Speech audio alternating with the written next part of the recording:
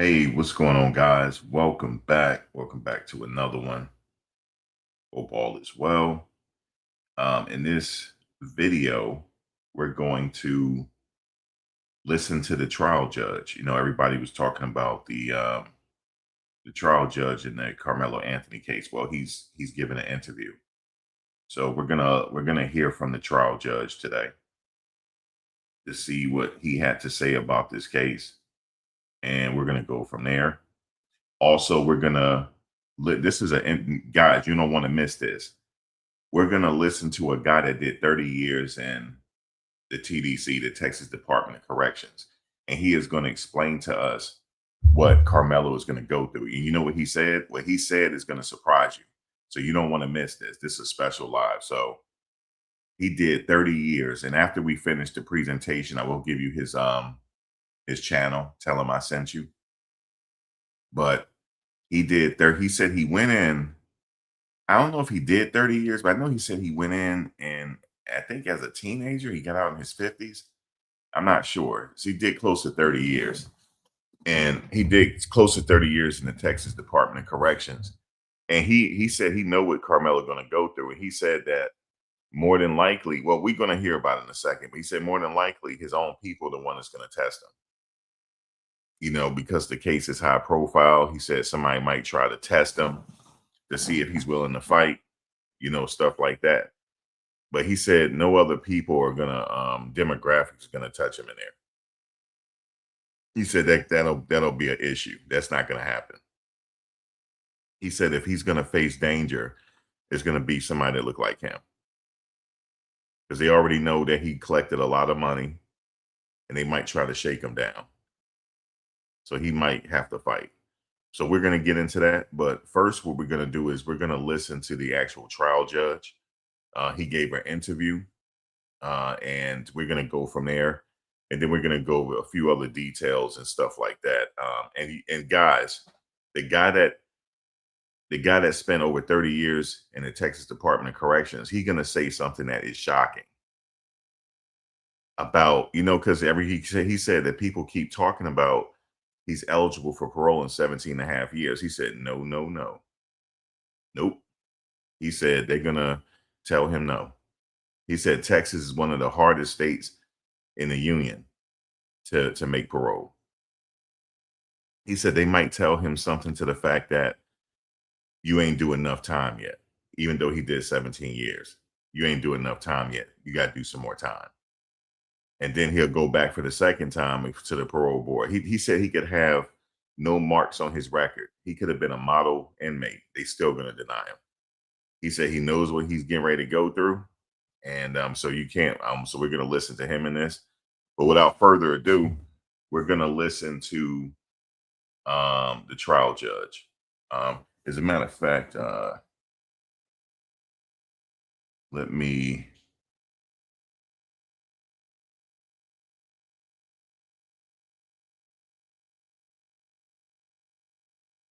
You don't want to miss this. So let me. Wow, ex NFL star indicted on murder charge and facing a death penalty after allegedly killing his girlfriend. We'll talk about that later. Former NFL linebacker, if you want to know his name, Deron Lee. He has been indicted on a murder charge in the death of his partner. So we'll get into that a little later. We might have another case we following, guys. These cases don't stop. As a matter of fact, let me.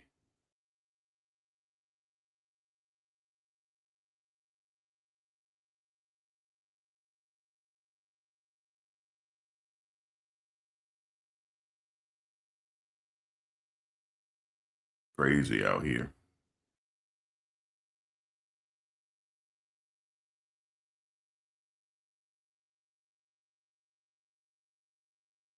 All right, so I'm just letting somebody know.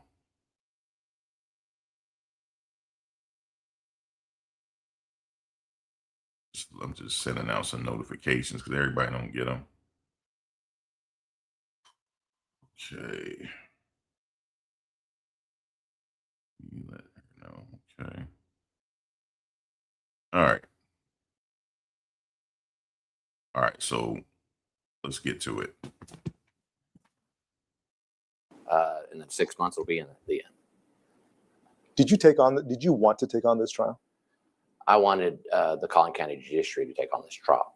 It was important to me to have somebody from Collin County preside over this Collin County case. So I didn't ask for it. No, that's not how it works anyway. Yeah. I didn't ask for it, but I was certainly willing to do it because that was my duty. In your conversations with, my guess it's an administrative judge who goes, I know they go down the list and they say, all right, it's your turn and it's your turn. As they go through all the conflicts of judges that may potential conflicts, when they come and say, John, this may be yours, your first reaction is? I'll take it every time. I think it's my job. It's my duty. That's what I was elected to do. Yeah. That's the oath that I took, and I'm going to do my job. No consultation with your family or? None. No. Nope. And where does that come from? I don't know. I think it's just duty. I think duty, whether that's duty in the Marine Corps or just duty to my family and stuff, I take duty really seriously. And I took this job to perform that duty. And if that's what I had to do, that's what I have to do. Did you fully at the time grasp the enormity of that decision and the outside stuff? I don't know. I think in some. Real quick, guys, this is the actual judge that presided over the Karmelo Anthony case. And for those that just coming in, we're also going to listen to a gentleman that spent over 30 years in the Texas Department of Corrections. He said he knows exactly what Karmelo's getting ready to go through. He knows what type of politics that's going to happen to him. And because, the inmates run the prison. So he said if something happens to him in there, it's going to be somebody that looked like him that did it. No other race. He said the other races are not going to touch him because of the nature of his crime. That doesn't mean that they're going to touch him. He's not in there for harming children or anything like that, or women or elderly people. So they're not going to bother him in that aspect. But being that his case is high profile and they raised a lot of money, somebody may try to press him. And he's going to have to fight because they're going to test him. They may test him to see if he's willing to fight or not. So yeah, he will be. He said more than likely he's going to be tested. He said that's just jail, period. So I'm just waiting for a few people to come in, but this is a very special one because these people are going to share some insight with you on the Texas Department of Corrections. I've been studying this stuff for a very long time. I don't know why I'm interested in Texas so much. Maybe because of the death row situation, because they're scheduled to put 4 people to death by the end of the year. They've already put 4 to death this year already, so there's going to make 8. In Texas, one time, this was several years ago, they put 3 people to death in one day. 1 in the morning, 1 in the afternoon, and 1 at night. They sure did. 3 people in one day. That was under Governor Rick Perry. Not under Governor, the former President George Bush. For people that don't know, former President George W. Bush was also the governor of Texas at one point, and they call him the Texecutor because he signed so many death warrants. So, guys, I know the severity when it comes to Texas. Texas is a true eye for an eye state. Texas do not play. I keep telling people this. They really do not play. I mean, everybody around, anybody that's familiar with law knows this. Texas is one of those places where they're eye for an eye. So they put 3 people to death in one day, 1 in the morning, 1 in the afternoon, and 1 at night. And when you're on death row, this is what Karmelo could have went through. He could have went to see, because if the jury, if they saw that it was first degree, they could have easily sentenced him to death.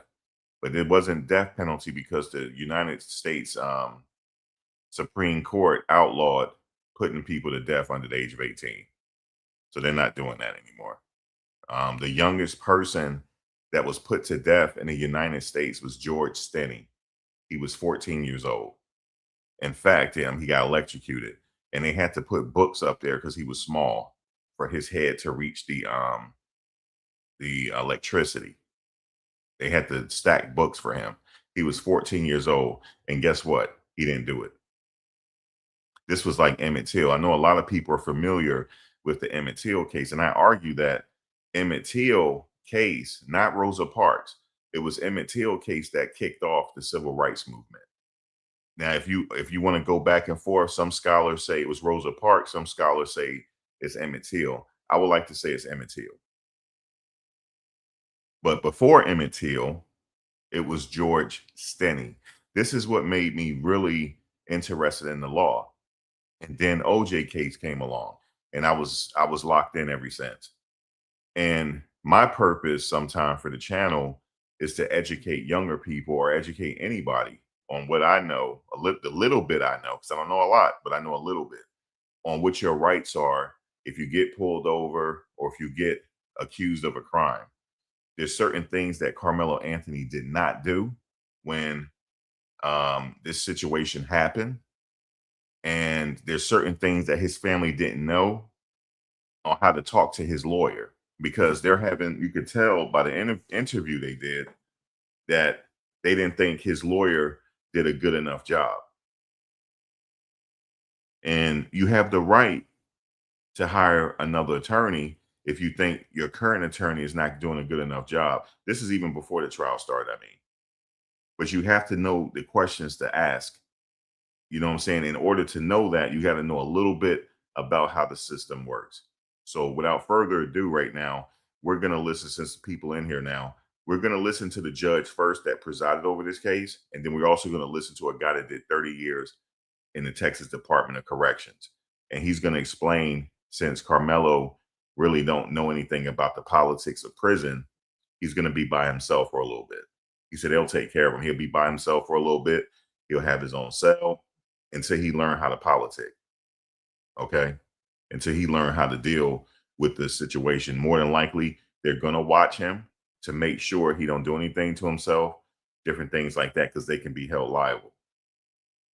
So they're going to watch him, different things like that. So, but yes, he did go upstate, as they call it, or down the main line. He went rather quickly. Every now and then it happens, but let's hear the judge.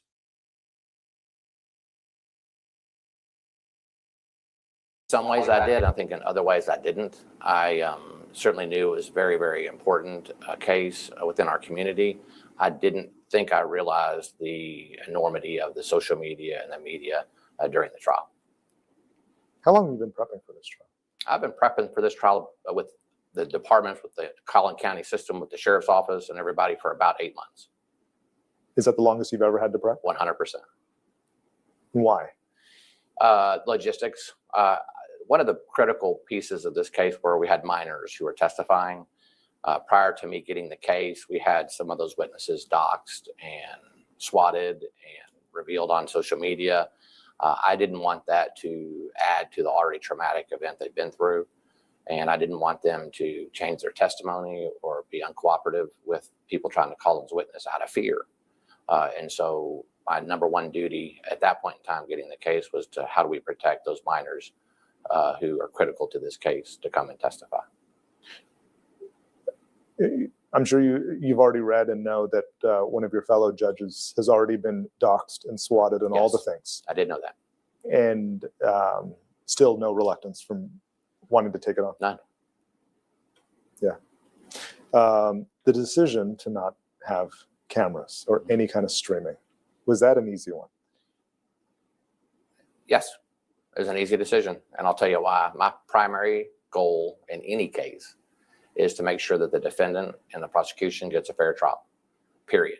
I have seen from other cases around the country where cameras in the courtroom changed the way that the judge acted, the lawyers acted, some of the witnesses acted, and we were not going to have that here. We were going to really isolate the purpose for which we were here for, which is to have that fair trial, and cameras in the courtroom did not enter into that equation at all.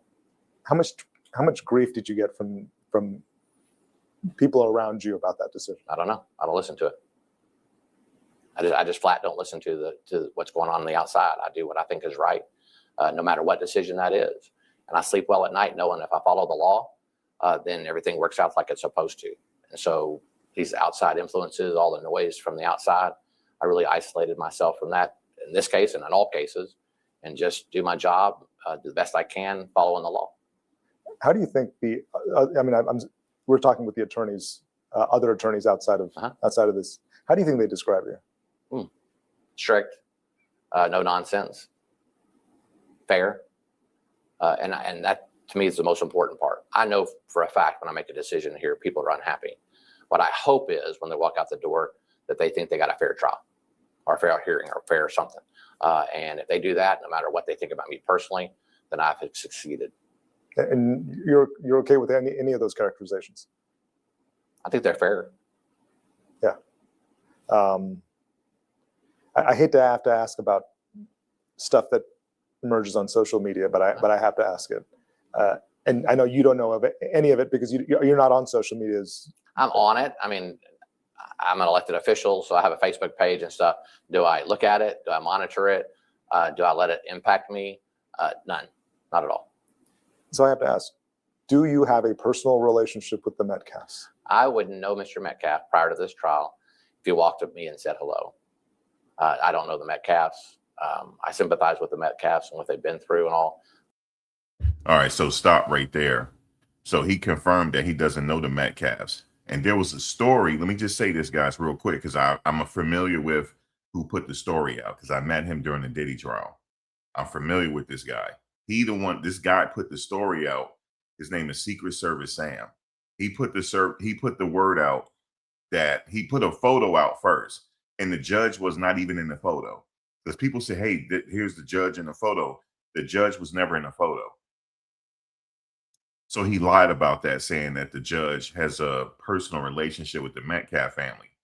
And he also lied that Karmelo Anthony was moved to a jail where the warden last name is Metcalf.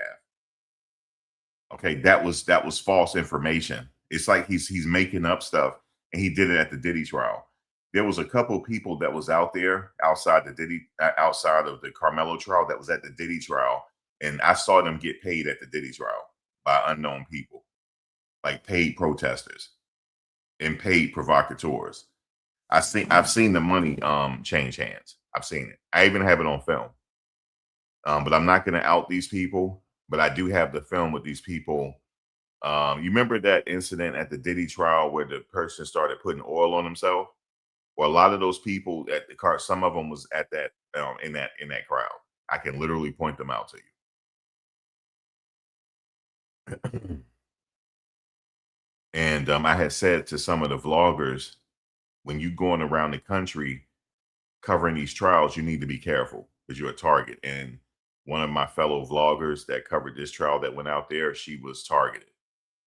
And she lucky like that somebody took a proactive approach to come protect her, because the guy, he was armed. And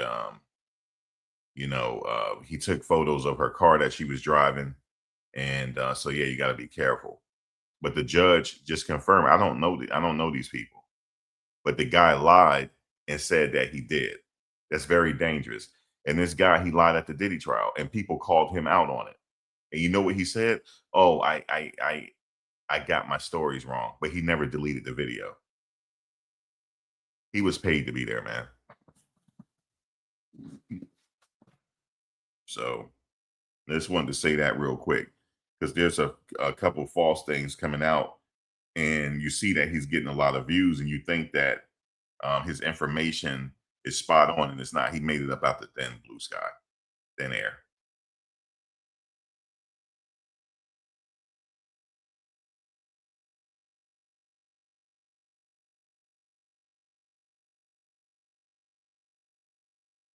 All right, so let's continue.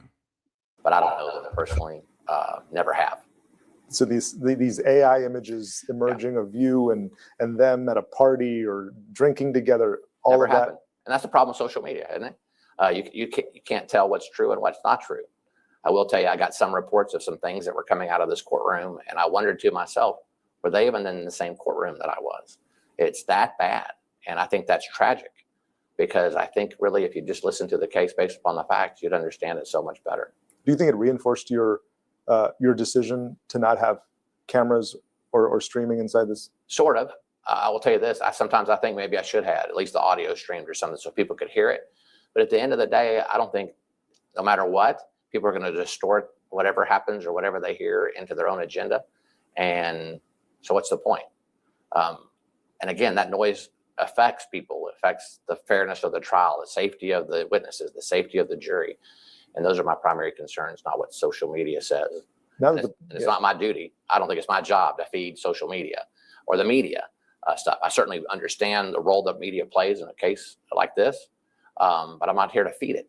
And I took that very, very seriously. But Judge, when people don't have access to the trial or the courtroom, doesn't it invite speculation? Well, sort of, but I got 70 seats in my courtroom, and I had 200 requests by the media to sit in the courtroom. So let's say if I just entertain the press, then I have nobody from the public watching what's going on in their county. And so I had to do a balance between the media's right to know and to be able to report what's going on, because I think that's extraordinarily important. I think it's important that the general public had access to the courtroom and to see what was going on. And so I tried to balance all those things with the primary, again, purpose of having a fair trial. And I think I struck that balance pretty well. But the media's right to know is the public's right to know, is the public's access. We are the extension of that public. I think somebody from the public who wanted to come watch a trial and know that they were excluded from a trial because all the media was there, I beg to differ. Do you think there was a possibility for a learning experience? I mean, people do not know about how trial works. Do you think that this may have been an opportunity for people to know how it truly works, and that kind of erases some of the negative notions of court and trial? I'm doing this interview with you to make sure that people understand how the system works, and if they really wanted to, and I mean this seriously, if they wanted to, they could have stood in line with everybody else. Yeah. And had the 27 to 32 public seats that we had in this courtroom that we rotated every day. And so was that important to them? They could have made it in here. How did you plan for some of the outside noise? Well, we were certainly playing with the sheriff's office and the McKinney Police Department and the Allen Police Department and the Frisco Police Department. So those were talks that we're having 8 months before the trial to ensure the safety of the people out in the parking lots. They certainly had a right to demonstrate. And I think we struck a very, very good balance that allowed them to do that, at the same time maintaining safety of everybody involved. Did it affect your day-to-day decisions? It didn't. Actually, I didn't. I came in from a different entrance from the courthouse. I didn't come in through the front. I couldn't hear any noise at all from my office. The jurors were not facing the parking lot, so they didn't see anything or hear anything. And I think we did a marvelous job in isolating them and having them concentrate just on what was going on in this courtroom, which was my instruction from the very, very beginning. What made this trial different? I think it started off bad. And it started off bad with the doxing and the swatting of the judge and the parties, the witnesses, and all that stuff. So I think it started off bad, and I'm going to attribute that to social media. And I think social media got it wrong. And it is what it is. I think that's something we have to live with these days. But I think it's my responsibility and other judges' responsibility to make sure, no matter what's going on in social media, that someone can walk in a courthouse and get a fair trial. Did it make it very different when you realized a lot of your witnesses are young witnesses? No, look, I've been doing this for 20 years. A lot of the witnesses come in all shapes and sizes and colors and all that. And so that was normal for me. What wasn't normal for me is to have those witnesses be intimidated by things being said on social media, because those young people rely on social media more than I certainly do.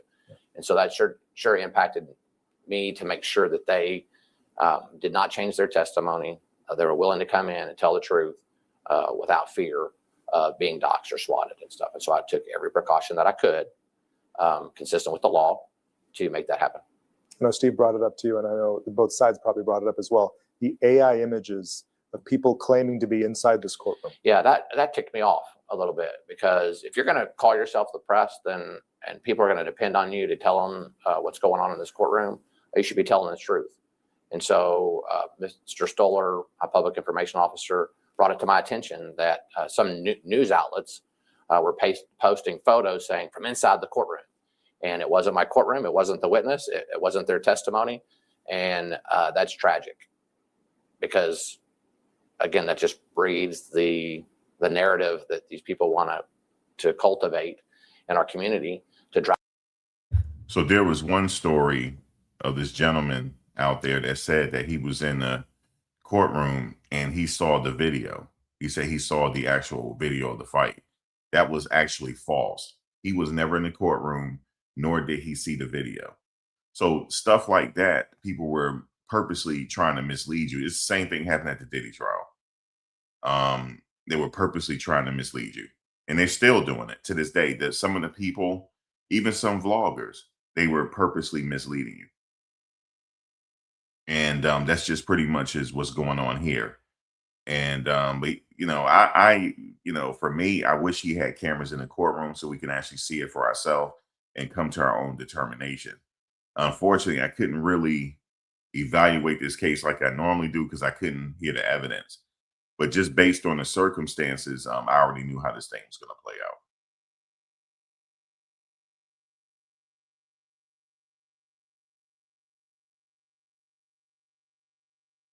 Drive a wedge between us. And I think that's terrible. Since we're on the topic of image, can we talk about some of the drawings of Sure, you during the sketch sure, art? absolutely. What do you think? What do you think? My wife would show me a drawing every once in a while of a court case going on. I couldn't figure out who the judge was. And that's all I'm serious. The sketch artist was awesome. She was very sweet. She was here every day, putting her life's work into those images. Because we didn't have cameras in the courtroom, that's the only visual that anybody got. She did a marvelous, marvelous job. I think I'm more handsome than what she portrayed overall, but I'll let everybody else figure that out. Did the jury get it right? Yeah, they did. You know why? Because they were picked based upon the law. They listened to the facts. It happened here in this very courtroom, and they got a verdict. And so that's the process. And whatever they say, they get it right. There's going to be a lot of scrutiny over voir dire. Now, he said he's getting ready to talk about the voir dire process because there was a lot of scrutiny, like the guy said, over the voir dire process, the process of selecting the actual jury, seating the jury, as far as no blacks on the jury. But he said the jury got it right because that's how we see it. The jury is normal people just like us, and they have to do jury duty, and they sit in and they listen to the facts of the case and they make their decision. That's why I don't never knock the decision of the jury. Every now and then the jury do get it wrong. In a few cases they got it wrong, but for the most part, I'm just an armchair juror, but I'm not right there to see the actual hear the actual evidence. So none of us heard the actual evidence. We were only going by what some people that said they heard in court. And I'm telling you right now, a lot of them, they gave misinformation. So we couldn't even go on what they said because they gave misinformation. So it's unfortunate, like you're gonna go to the case and you're just gonna purposely spread misinformation on the case. That's kind of sad because we couldn't evaluate the case. We couldn't rely on anybody. I wish I had gone now because I had planned on going to this case. I wouldn't have led you. I would have look, guys, they got him dead to rights. I would have told you. I would have just told you this, but it looked like they did have him dead to rights. Again, it all came down to what did he say to the officer on the body cam? Because remember, officers got body cams now. What did he say to the initial officer on the body cam? He said, because the officer said, I have the alleged suspect right here. He said, I'm not alleged. I actually did it. And he was willing to talk. He said that I told him not to touch me. He said, I told him not to touch me. He didn't say they. He said him, singular. Just one person. The money is in the details. He said I told him not to touch me. That doesn't constitute killing somebody. This is what a lot of people don't understand. But I understand that a lot of people don't understand how the law and how it's applied. Most people see this in an emotional type of way. I don't. What does the law say here? Now, for me personally, at best, yeah, manslaughter. He didn't set out to kill anybody. However, with the whole premeditation, you don't have to set out to kill nobody to get convicted on premeditated murder. You don't. It could be just a few seconds of thought. But in this case, at best, I said I give him manslaughter in this case. But here's the thing: manslaughter carries up to 20 years in Texas. Texas, I know for a fact, guys, you don't make parole all the time the first time. It's very hard, like this inmate is going to tell you in a second. I know people keep saying, well, he got to do 17 years. He going to do more than that. He going to do about 25. Maybe 30. Because he got 35, right? So he might do 30. That's how Texas get down, man. You have to understand the severity of what you're dealing with when you come to Texas. Texas wanted to break away from the Union. They wanted to be their own state. Okay? That's the Lone Star State. Out of all the stars in the American flag, they want to be the Lone Star State. You get it? They want to be the Lone Star State out of all 50 stars. That's how Texas get down, man.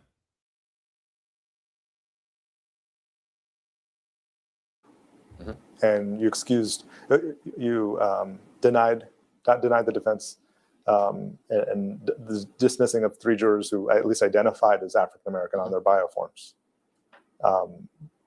What did you make of that moment? Well, that's not exactly how it works. The defense didn't dismiss them. I'm sorry, the defense raised an objection. They raised an objection. Yeah, they have raised an objection. Like I told you before, as long as I follow the law, I sleep well at night. And I'm telling you, I follow the law in that case. Did I know what the perception was going to be? Sure. I knew in the back of my mind what the perception was going to be. But I'm not here to satisfy perceptions. I'm not here to satisfy agendas.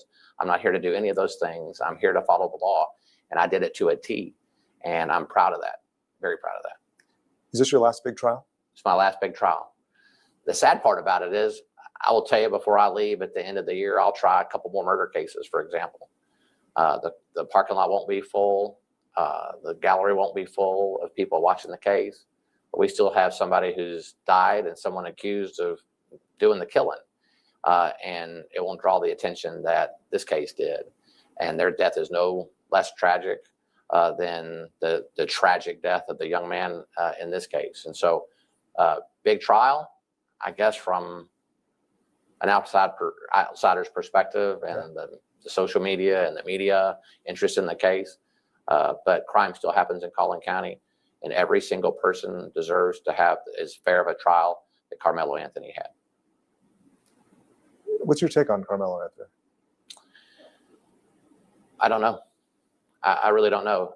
You've had a lot of defendants in your courtroom. I have had a lot of defendants in my courtroom, and I talked to Mr. Anthony a couple of times because I'm legally required to go over some things with him. He seems like a nice young man who committed a crime, and he understands today, more than any day before today, the consequences of committing a crime like he did. Last question. Yes, sir. The future of the justice system. What do you think about it when you realize you have all these social media influencers and citizen journalists? I don't know. I hope that the judges that hear cases, period. I was about to say high-profile cases, but that's not it. It's just any case. Realizes the importance of their job, and their job is to be fair to the state and to the defendant, and to protect the people that come before them and make just and right decisions based upon the law. And if we can do that, that's great. The influence of social media, I think, is going to continue to impact our communities everywhere. And I hope that we can rely upon our justice system to weed through the noise and find justice for everybody who comes through our doors. This is a personal question I wanted to ask you. Sure. Do you understand why the legitimate media had to be a pain in your ass? Legitimate media. There's this guy named Jobin who I think was probably the worst of all of them. And no, I didn't understand how he could be that way. Look, I absolutely understand the media's role in all this. I mean, it's the First Amendment for a reason. It is absolutely the First Amendment for a reason. But at the same time, a defendant has a right to a fair trial, and the prosecution has a right to a fair trial. That's also in the Constitution. And so you just have to balance all those interests. And I'll honestly say, I think I balanced it well. And I know I made people mad, but I'm not here to make them happy either. I hope that the Metcalfs think that their son got a fair trial in this courtroom, as do I hope that the Anthony family thinks their son got a fair trial in this courtroom. I certainly think he did. Did you feel the pressure of the other courts not being able to operate too? So, of course, they're independent elected officials. They can operate if they want to. Yeah, and some of them have. They have. Virtually. Yeah. They have. We were trying to cut down on the sheriff's duty to transporting back and forth and stuff. And so I asked them if they could modify the way they are operating in court. They could go to Zoom like we did for a long time. They could, pick days that we weren't here, like on that first Tuesday. But it's up to them. It helped a lot that they cooperated. And by the way, that's one of the messages that I don't think I've been saying enough is what we did here was a well-oiled machine. I've never seen a case. Do you want that on the record? Sure. Okay. Yeah, we're all. Okay. The case that we tried here in Collin County was a well-oiled machine. I mean, Collin County, it should be the model for high-profile cases from here on out. And that's because we started 8 months ago, and I met with anybody from facilities to IT to the audiovisual people to the sheriff's office. We constantly came together and met to make sure that Collin County was going to be a focus for a minute. And we wanted to make sure that everybody understood that, number one, don't come around and mess with Collin County. And because we're here for a job, that job is to make sure that everybody gets a fair trial and everybody's safe. And we wanted to go seamlessly. And one thing that does worry me a little bit is people go, oh, this was a 5-day case with the evidence. 5-day case, it must have been cut and dry. I don't know if that's true or not. It was 5 days because I wasn't wasting anybody's time. Our community needed to heal quickly. They needed this case over one way or another, but the case had to be fair first. But we accomplished that. But it was a gargantuan effort by every single person involved in Collin County and outside Collin County. And so we're very, very proud of our county, all of our employees, all of our elected officials, all of our judges, everybody in getting this case tried quickly because our community needed it to heal. Thank you, Judge, for talking with us. Sure. All right, so that was the judge that presided over the Karmelo Anthony trial. He spoke, and Judge John Roach, that's who was talking. So like I said, it was a little frustrating, like when I was watching certain people report, because God, I'm not there, so I don't even know if what they're saying is true. And then one guy, he went viral because he said he saw the video. He said they're purposely holding back the video of the real video of the altercation between Karmelo and the twins. And just to know he was lying.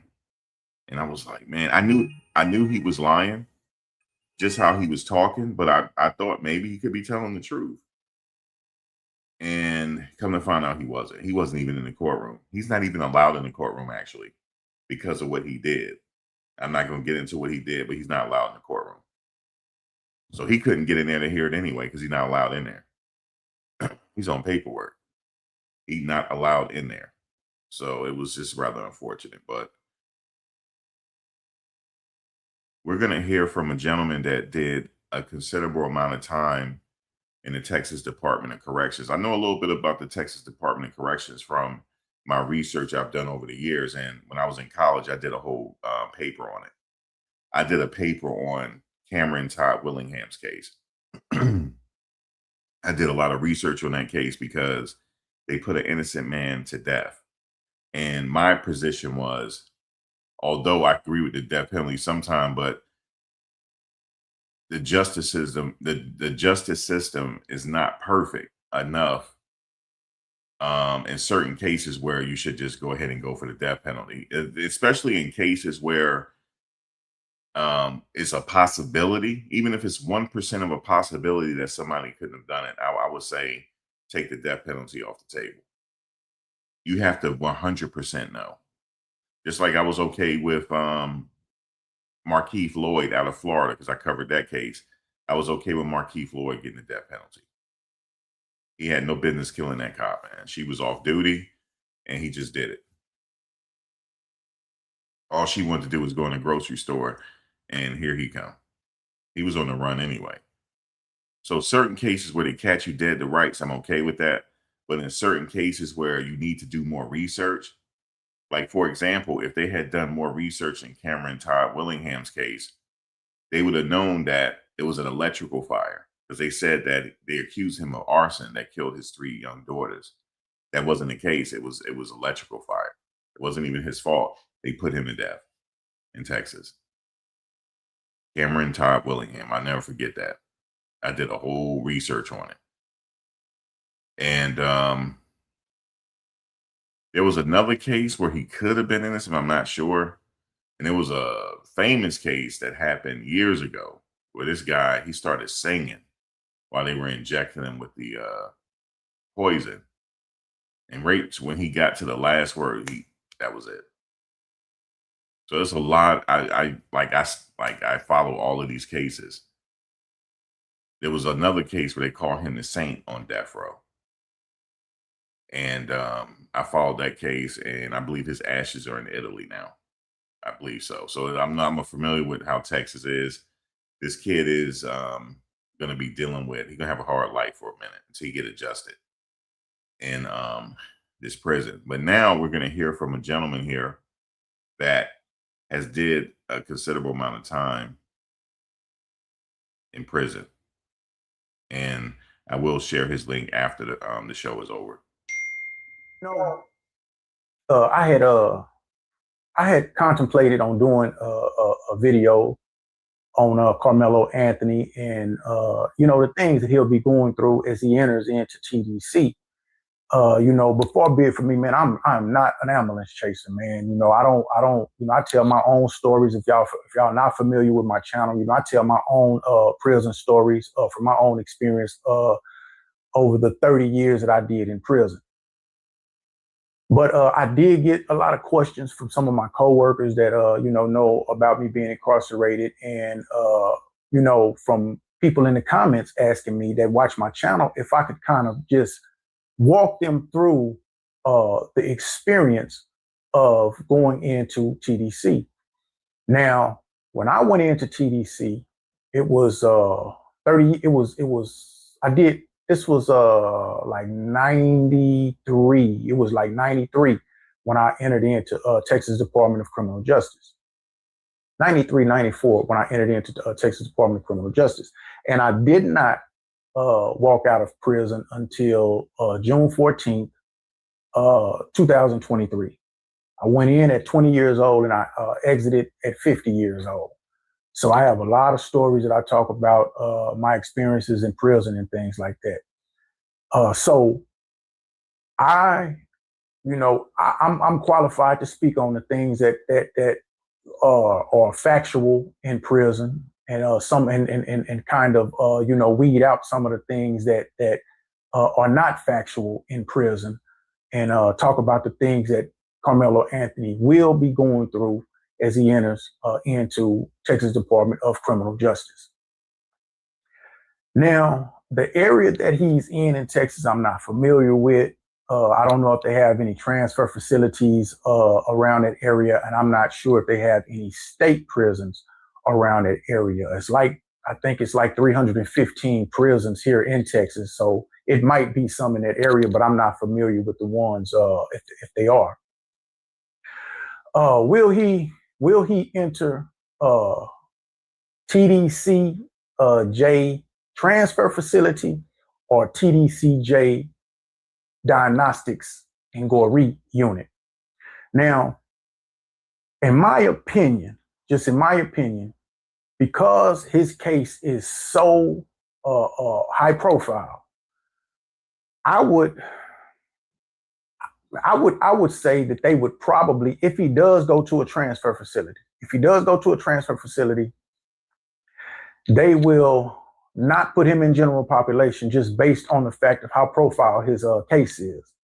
And they don't want any situations that they would be liable for, because on the transfer facilities, it's all dormitories. There are no like cells in mainline or in population area. They do have lockup cells in what is called W building, and if he goes to a transfer facility, I believe that's where they will house him until he goes through the classification and assignment to the units and things like that. But I believe that they will keep him in a single cell, and when he comes out, he'll be handcuffed, taken to a single shower, take a shower, and be taken back to his cell. That's my opinion because of how profiled the case is, and just because he's young and he's never been in trouble. He's not a seasoned street vet. This is totally unknown to him. Never, did 5 days in the county. He did 5 days in the county and then got placed on house arrest. So I believe, just for his safety and just for the keep things down a little bit on the transfer facility, if that's where he goes, that's what'll probably happen. Now, going into a transfer facility, you get off the bus and you go in. It could be him by himself. They may transfer him by himself, may transfer him with other prisoners if it was some other guys that was TDC ready in that county jail with him. First thing you do, you get butt naked. They're going to strip you to get out of everything. I mean, everything. And it's the most dehumanizing experience, man. You got these officers yelling and screaming and cursing with this intent to intimidate you, with this intent to get control of you and let you know who is boss. You're not running nothing here, and you're going to do what we tell you to do, or we're going to make you do it. This is your introduction into prison. They not handling you with kid gloves. They handling you like a criminal. They don't care that Karmelo Anthony is 19 years old. They don't care that his case is controversial. They don't care about anything about that. What they care about is getting control and keeping control of the facility. They're going to yell. They're going to get out your clothes, strip butt naked. They're going to tell you spread your cheeks. They're going to tell you lift your sack. They're going to tell you open your mouth. They're going to tell you run your fingers through your hair. They're going to look in your ears. They're going to do all of this. They're going to take you. You're going to get a haircut. They're going to cut all your hair off. Now, when I went into prison, it was mandatory that you really couldn't, you couldn't grow your hair.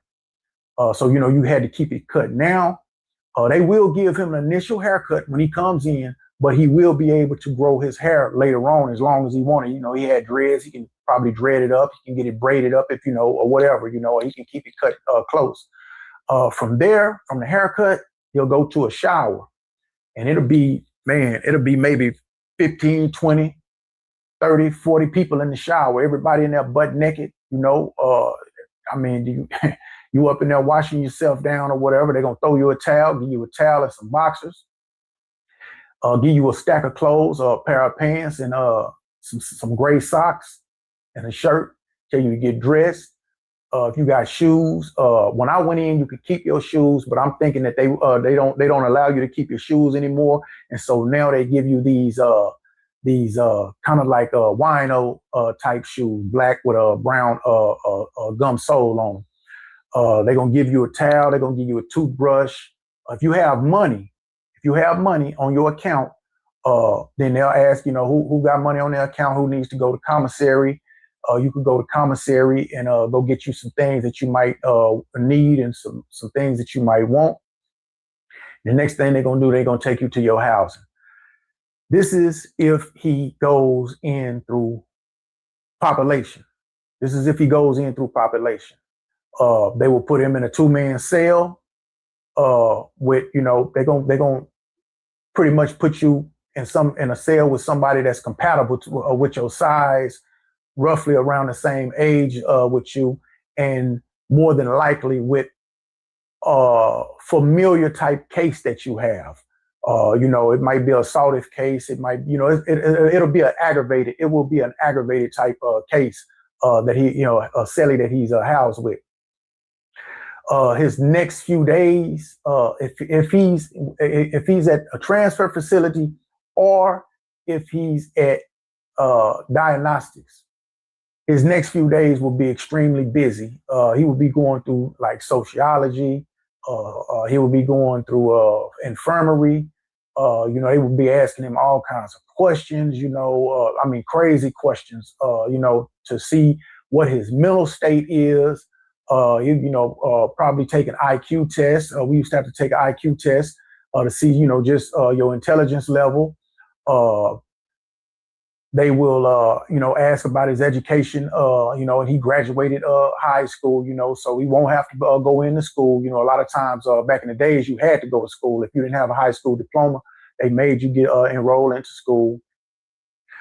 He will go to state classification.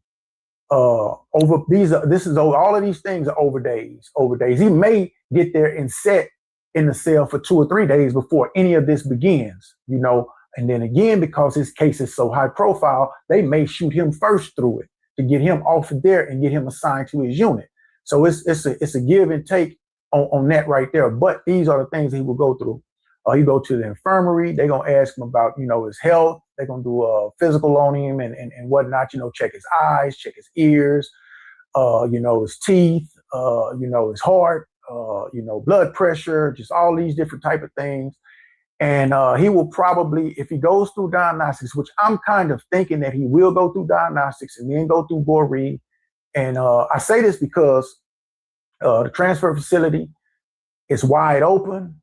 They have dormitories. And, by him being just a high profile person and coming into prison, I think it would be at the best interest of the prison or the state jail to single house him until he gets to his unit and let the actual prison unit, decide, if he's, where they're going to put him at. Because I can say, man, ain't nobody going to mess with him, but who am I? I can't just sit up here and just say, oh man, ain't nobody gonna mess with that dude, man. He cool or whatever, a lot of people think that, some white people might try to get at him. I would, if somebody tried to get at him, I would probably think that it would probably be blacks that would probably try to get at him, if anything, just if he's got money, if he's going to commissary, and whatnot, somebody might try to pull up on him and try to, manhandling him or whatever, see if he gonna fight or something like that, but I digress. So when he hits his actual prison unit, because at diagnostics and Goree, they will assign him to a unit.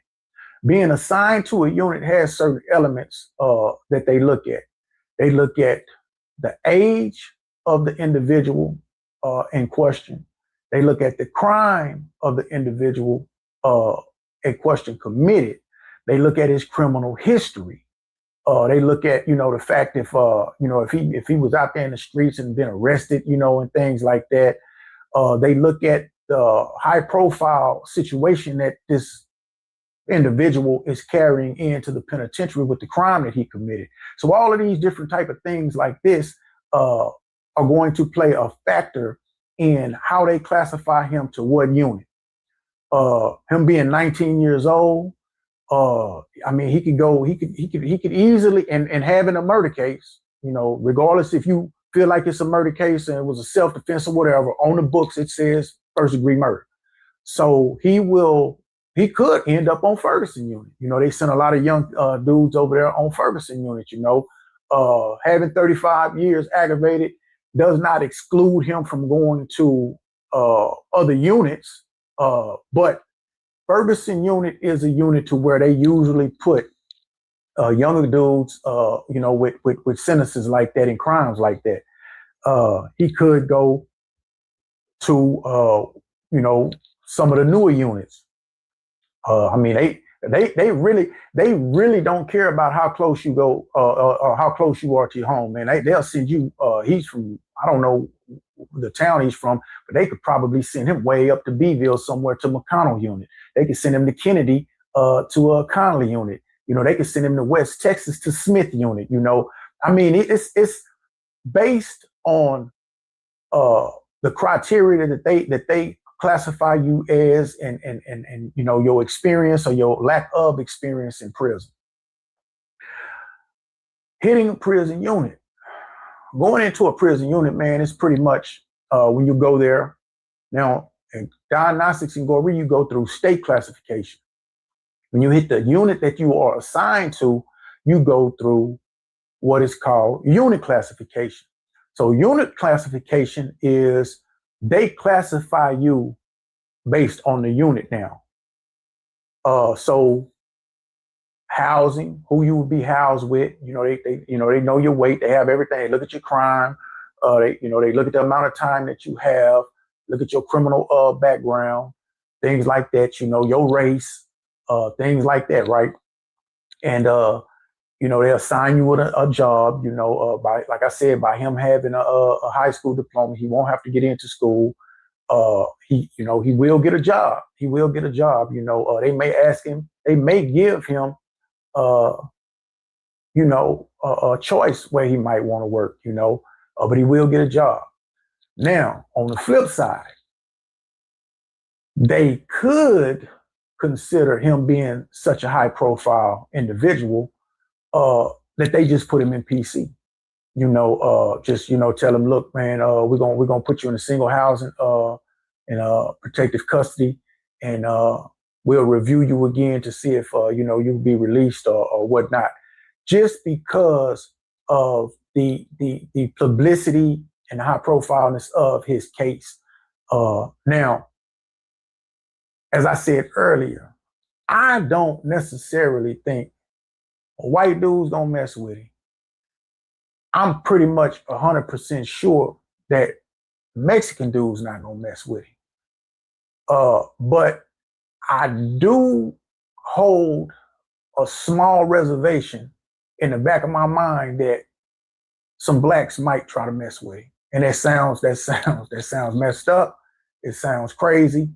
But if he is a guy who's going to the commissary window, if he's in general population and he's going to that commissary window, and, you know, he got some money or whatnot, you know, and they push up on him and he don't react the way that is expected for him to react, it could be kind of hard for him, you know. I'm not saying that it will be, but I'm saying these are possibilities, man. These are possibilities in prison. As far as the white guys trying to get at him, you know, the racial tension in prison is not to the magnitude that it was when I was doing time. You got a lot of youngsters in there, you know, and just the cultures are so meshed together, you know, to where, as far as them just pushing up on him because he did to this random dude, you know, or whatever, I don't really see that happening like that, man. And then I don't see you know, the brothers allowing that to happen either, you know. So I believe in that situation right there, he would most definitely have to worry about his own more than he would anybody else. It's just how it is in prison, you know. I mean, it's the nature of the beast in prison, you know. Going across the line and messing with somebody outside your race can cause a lot of problems, you know. So for the most part, everybody just does this to their own, you know. Now, another thing that I would like to get into is the mental aspect of incarceration for Karmelo Anthony.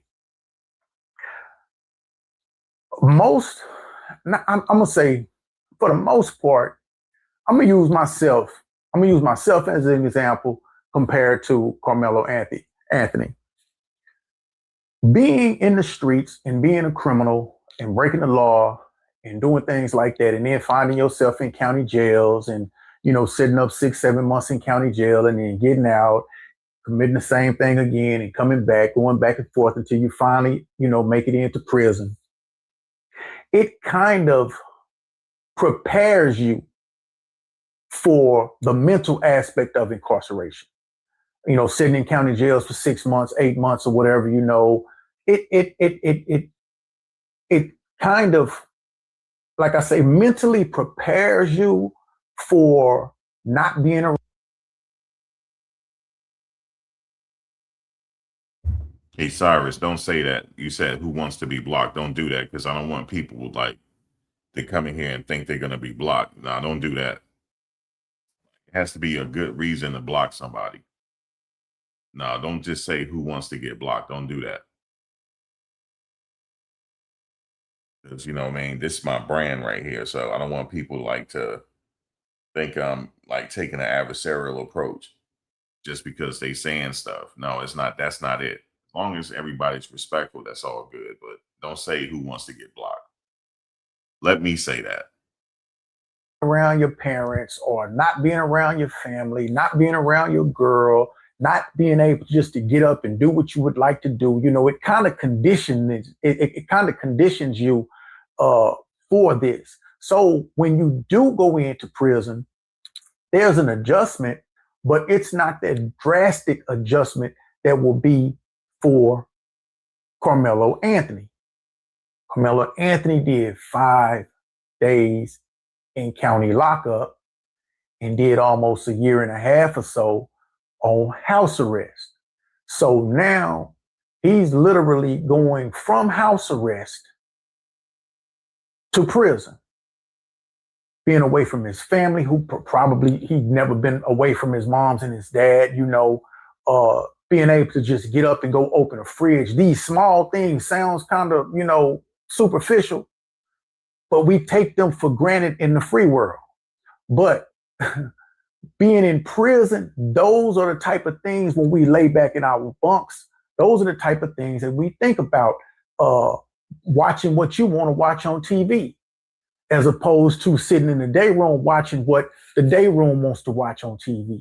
You know, being locked in your cell at night in the cell with another individual, having to, you know, hear him pass gas, smell him when he's on the toilet using the restroom and things like this, you know, just this drastic change from being a free man to an incarcerated man with pretty much all of your rights just taken from you, you know, you know, having to go to work, get up in the morning and having to go to a job assignment that you're not getting paid for, you know, just the what ifs, you know, his what ifs are completely different than my what ifs. You know, my what ifs was, you know, man, if I hadn't been caught, I'd have still been out there, man. I could have did this, you know, man, you know, whatever on a criminal element. His what ifs are, man, I was going to college, you know, man, I was an athlete, man, you know, my whole life is just ruined. Those are two major different thought patterns. Both of them are what ifs, but they are totally different. I mean, you have to try to imagine that this kid had the world in his hands and one incident took everything away from him. I mean, just unexpectedly took everything away from him. Now you compare that to a guy that's in the streets, living the street life. It's a big difference, you know. Back our mind, we know something gonna happen here pretty quick. So these are the things, man. Lockdowns are another thing. Lockdowns, man. Being in a cell, man, for 30 days, only coming out to take a shower and coming right back in for 30 days as these people rummage through your property and take out what they want to take out and throw in the trash and tell you that you can't have this and give you back what they say that you can have. You know, these are the type of things that if you haven't done time, you don't know that these type of things, you know, even take place. You know what I'm saying? I mean, just literally locked in a cell for 30 days. For 30 days, a whole month, man, while these people rummage through your stuff, you pack your stuff out on the sidewalk, you know, they rummage through it and take out and throw stuff away. I don't care if it's family pictures. I don't care what it is, man. They are deciding what you can keep and what you can't keep. The fact that you can't eat what you want to eat, you know, I mean, going in the fridge and mom's done cook this and cook, man, look, that's not happening. These are the type of things that Karmelo Anthony will mentally be going through, you know. Those are the type of things that he will mentally be going through, you know. So many different times he will think about how he could have probably made a better decision, you know. I mean, it's going to cross his mind. It just is what it is, whether you agree he made the right decision or the wrong decision. What I'm saying is, in his mind, he's going to be thinking, man, what if I would have just, man, you know, and this is another thing. You know, I hear people talking about how much time he's got to do and things like that. He's got 35 aggravated years. He must do 17 and a half before he's eligible for parole. Now, eligibility for parole has nothing to do with you actually making parole. The only thing eligibility for parole means is that you are now eligible to be considered and reviewed for parole. You know, not saying that you're gonna make it, you know. Parole in Texas, I mean, I think it's safe to say it's probably the hardest state in the union to make parole out of, man. You know, I don't know the criteria that they use. I mean, he could literally come up for parole and they could tell him, due to the nature of the offense, you are denied parole. I mean, he could be in prison 17 and a half years and never get a disciplinary case. Never get a write-up for anything, never get in a fight. I mean, record impeccable. And they can use the nature of the offense, which is something that cannot be rehabilitated. It has nothing to do with rehabilitation, which parole is supposed to be based on a rehabilitation factor. Because of the nature of the offense, you are denied parole. That will never change. Whether it was self-defense or murder, it will never change. Somebody lost their life. And this is, and it's other like, you know, buffoonery reasons that they deny you parole, have not done enough time on your sentence yet. They say he has to do 17 and a half years. They may come up and say, have not done enough time on your sentence at 17 and a half years. These are the struggles that he will be going through, man, as he fights to try to come home if he does not make it on appeal.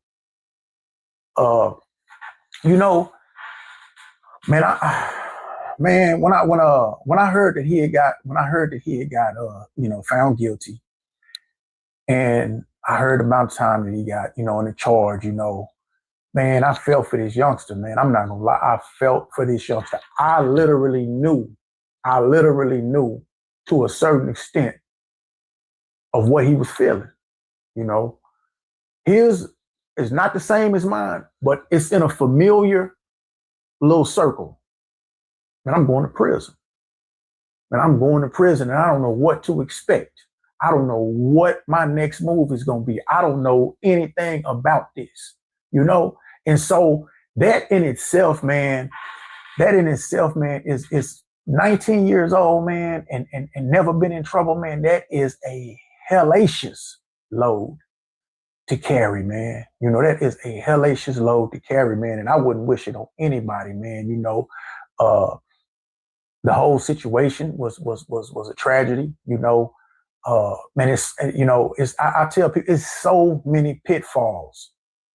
There's so many pitfalls for us as Black men to fall in this country that we live in. You know, they just had one guy lose his life over supposedly stealing a bottle of water, and now they have another guy going to prison for 35 years for what they consider a murder. And both of these young men, man, one 14 and one 19, man, both of these young men, lives, you know, one is completely gone and the other one is like, I mean, just up for grabs on what could possibly happen in the next 17 and a half years or 35 years, you know. Yeah, like you said, his life, you don't know what's going to happen in them 17 years. This guy survived it. He did almost like, I think 29 or 30 years. So hopefully he survived it. But he said, I know a lot of people are saying that. I'm glad he said it, because when I say it, it don't hit different. It hits different when somebody actually went through it, say it. Just because they say he got to do 17 and a half years before he's eligible for parole, he's not going to get it. He not. He might, but they might say he ain't do enough time, or you did this, or you did this infraction 8 years ago. You remember you did this 10 years ago. So yeah. So at this point, he has to focus on doing his time, right? But also getting in that law library, researching the law, being just researching the law, seeing what laws change over the years. Because over the years, laws could change. You know, new governors could come in, change laws, different things like that could be applicable to your case. So he has to stay in the law library. And because you never know, something might change to where it can get some time shaved off his case. But still a dangerous situation he in. But hopefully he'd be okay. But I think every young person should listen to that video I just heard. Or something similar, or listen to a video similar, especially young people. But most people teach if you teach your kids conflict resolution, they should navigate through it. There's somebody always say this phrase, you don't want nobody to trick you out of your freedom. That's right. There's so many pitfalls that we have to go through in life. There's so many tests that we have to go through, and you got to know how to navigate through it. There's people, let me tell you something. Nobody is going to understand what we go through unless they walk in our shoes. I don't care what nobody say. You're not going to know what we go through. However, I know how to navigate. I know how to walk away, because I don't want to go to jail. I know close people that was close to me went to jail. I had to go visit people in prison. When I was 5, 6 years old, I had to go to Rawway State Prison. They don't call it that no more. They call it New Jersey State Prison. I remember going to see somebody there, and I remember how it smells to this day. That was the prison of the original Scared Straight. That's where I went. And matter of fact, I had a loved one in that original Scared Straight. I'm not going to tell you which one it is, but he was standing on the wall. And he was in the original Scared Straight. And back in, I think, the 70s. He's out now. I mean, that's been so many years. He's got out. Most of the guys got out. Not Scared Straight 99. I'm talking about the 70s. The original Scared Straight. So I've heard about different things. Like they used to tell me when I was young, if you're gonna do this, this is what's gonna happen to you if you're gonna get into this type of lifestyle. And I'm like, well, why aren't y'all telling me this? I'm not in no type of lifestyle. I just go to school every day and come home. He said, well, you better keep doing that. Okay. You better keep doing that. And that's it. It's a choice. Some of my friends, they chose the easy money. Some of them died prematurely. And some wound up doing 20 or more years. Some of them are just coming home now. They're just coming home now in their 50s, just coming home. Some of them that survived it. And thanks to Trump, some of them got out earlier. Thanks to Trump when he signed the First Step Act, stuff like that. I believe he signed that. Some people came home early. But other than that, I saw it, and I could see, I know who's gonna look. I know who's gonna get in trouble and who's not gonna get in trouble at an early age. I can look at your child and tell who's gonna get in trouble or not. I could tell, because life is it's continuous. It's a ongoing thing. Nothing changes under the sun. Nothing new under the sun. So I could see the indicators of who's gonna get in trouble and who's not. I could see it. And like I said, I grew up in a Catholic school, right? From first grade to 12th grade. And a lot of my peers that I went to school with, a lot of them was from upper middle class. And some of them ended up getting in trouble. And I had to think for a second, why? Why'd they end up getting in trouble? Something called peer pressure. I learned early on peer pressure never stops. Peer pressure carries on into adult life. But once you learn how to deal with peer pressure, it's real easy. If you don't want to do something, just say no.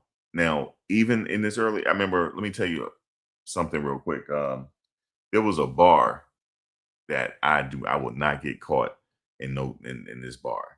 A couple of friends of mine was like, hey man, we going out tonight. We going to this bar or whatnot. I said, all right, that's cool. They said, yo, we haven't seen you in a minute. You want to go, man? Come on, man. You haven't seen you in a minute. Nope, I'm good, yo. I gotta work. I'm good, yo. I know how to say I'm good. I don't care what people think about me. Whether you think I'm corny or not, I don't care. Okay. I'm not going. It's very rare that I go to parties or bars. Very rare. Only for special occasions, if somebody getting married or something like that. You're not gonna catch me in nobody's bar. You're not gonna catch me in nobody's club. You're not gonna catch me in nobody's bar. Because humans these days in this updated age, they act different when it comes to alcohol. And I don't want to be around it. Because I don't want to get tricked out of my freedom. Because especially around here in the tri-state, the self-defense laws is almost non-existent. Almost non-existent. And there's something you need to know if you're in New York area, if you're in the city, and if you have to protect yourself from some crazy person on the train, there's something that you have to say to the cops when they get there. Okay, because they remember your first impressions on what you tell them. You have to tell them they were trying to keep this person at bay from harming you. That's why you have to subdue them. You have to say it like that. Because the self-defense laws in New York is crazy. A crazed person could be after you and trying to do something to you. You do something to them, you going to Rikers. You gotta know the law. So with your kids, teach them at an early age. Let them know, they study the United States Constitution in school, but what about their state constitution? What about telling them to keep their mouth shut if they're being interrogated? They have a right to remain silent. You got to teach them this. You got to teach them that if they do something, they harm somebody, they're going to go get 3 hots in a cot. You got to tell them like the raw, how life is. Life could be very harsh if you let it. You got to tell them that.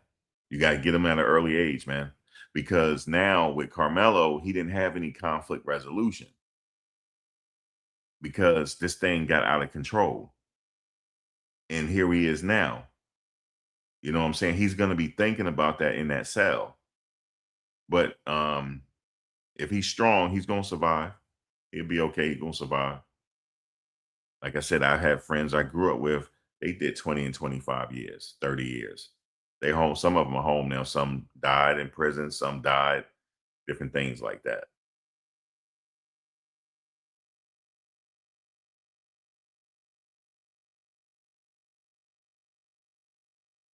TikTok live debates. You said that B will get tested. You do have those type of people in the system. You do. Even my cousin told me a story one time, and because I had put him on to. I think every kid should watch this YouTube program, Life After the Penitentiary with Big Hurt. I think every kid should watch that to listen to his stories. But I put him on to that. He liked it. He liked Big Hurt stories because he said he's a real one. He said he can tell he went through that line.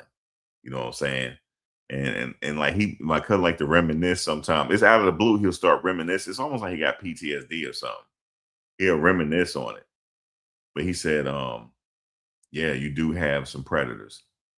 You know what I'm saying? But he said, as long as you willing to fight and you don't care if you're gonna get beat up, you're gonna get your respect. Even if you get beat up, you're gonna get your respect. Because now people know they not gonna be able to test you. And he said one time he had the same prison where Nature Boy at right now. He said they had to go through intake, all that stuff, get your hair shaved, stuff like that. And they all had their care, not care package, but they give you some sheets, they give you a 1 pillow, and they give you some toothpaste, a toothbrush, stuff like that. You all have that in your sack, and give you a mattress, a little thin mattress for your bed. So they walk in to their cell. So he finally got to his cell. So now he's like walking around, just trying to get familiar with the area. And his boy that he went in there with, because he knew him, he said it was a Dominican cat. He said, "Yo, who put this?" He said all he heard was yelling. "Who put this on my pillow, man?" He had a candy bar in his hand. It was a Snicker bar. It was one of them double Snicker bar, the big Snicker bars. He said, "Who put this on my pillow, man?" And nobody would say nothing at first. He said, "Yo, who put this on my pillow? I don't want it." You know what I'm saying? Because if he had sat there and took that candy bar and ate that candy bar, now somebody might try to test him on that. You know what I'm saying? Might see if he's like on punk status. So he said that's how it went up in there. And he's find out who put the candy bar on his thing, and he threw the candy bar to do. He said, "Yo, you do that again, me and you," he said, "you come in my cell real quick and we get down." You know what I'm saying? In the cell real quick. You mean in fight. And needless to say, nobody put no more candy bar on his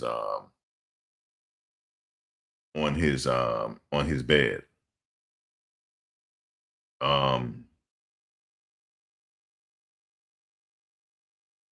So that's what happened right there. But yeah, man, it's a lot of stories like that he gonna have to go through. Somebody gonna test him. It's gonna be somebody that look like him that's gonna test him for sure. Especially they know he got money too. Yeah, they gonna test him. Yo. Somebody gonna test him. He gonna get tested by somebody. And that's the life he got to go through. Where after one little bad decision, his life changed. One bad decision. And people, they don't want it. People don't like take accountability these days, I guess. He made a bad decision.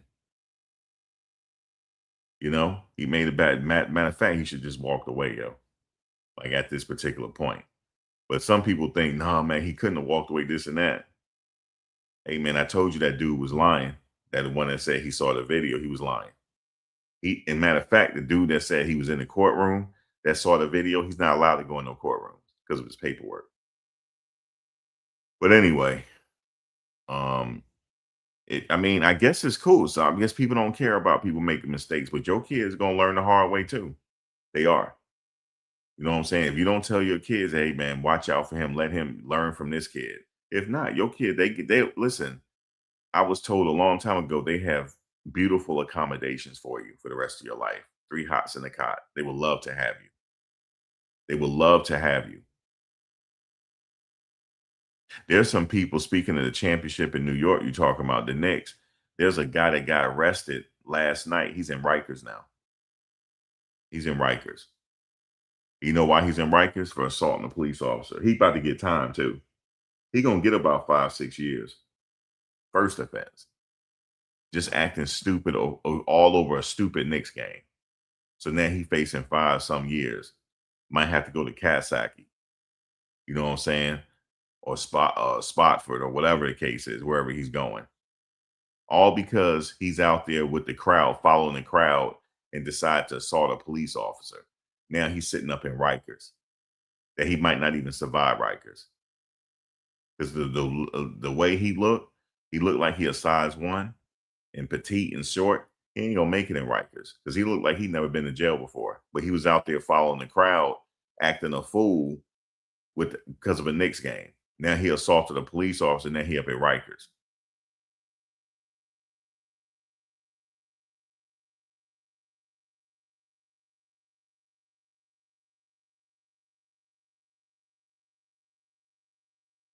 Okay, so now he's at Rikers. Now he ain't gonna enjoy the rest of the Knicks series because he's in Rikers. He assaulted a police. So that's minimum 5 years. First offense, minimum. State prison. He going upstate now. All over a stupid Knicks game.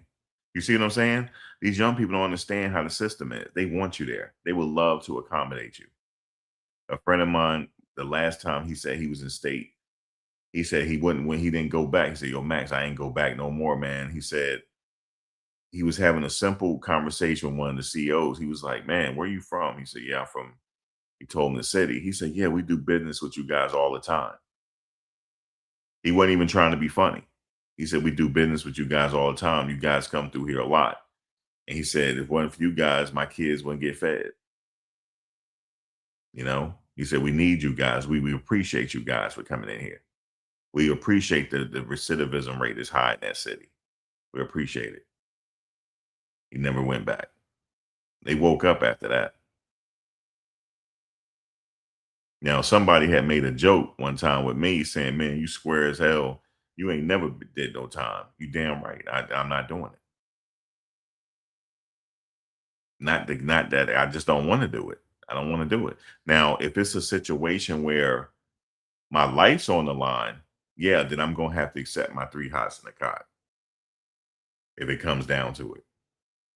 But I don't want to. If I can avoid the situation or try to run or whatever the case is, yeah. Are you going to have people that come around and try to test you? Might call you out your name or something like that. Yeah.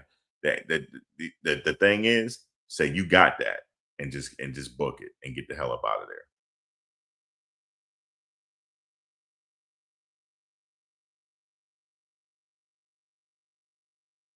Okay, that's it. That means somebody trying to trick you out of your freedom.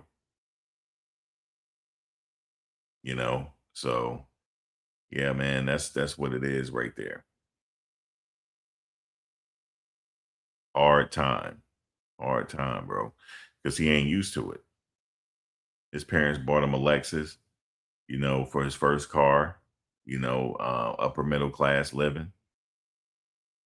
Now he's sitting up there about to get ready to get on some politics, some prison politics. Somebody will lace him up when he get in there. Somebody gonna tell him what the politics is. You know what I'm saying? Like that. And you know how to do his time. You know, so somebody will lace him up.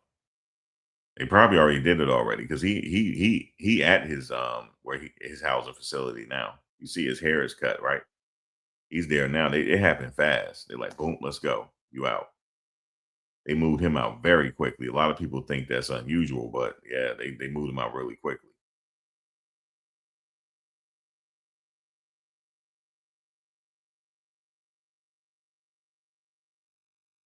I know somebody was telling me, a friend of mine was telling me, he said, bro, man, he said, you realize there's some people in prison, man, they got like 20, 25 years and 30 years, stuff like that. Ain't never had a girlfriend before. Never. Ain't never took nobody to the movies. Never went out on a date. Never had a girlfriend. Because they was selling on the streets and stuff like that. Got caught a body, you know, stuff like that.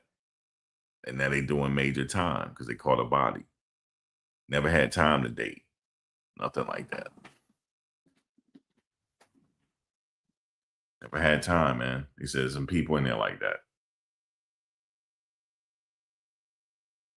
But he was like, they used to have conversations on life outside. They dream about it. Like, you know, stuff like that.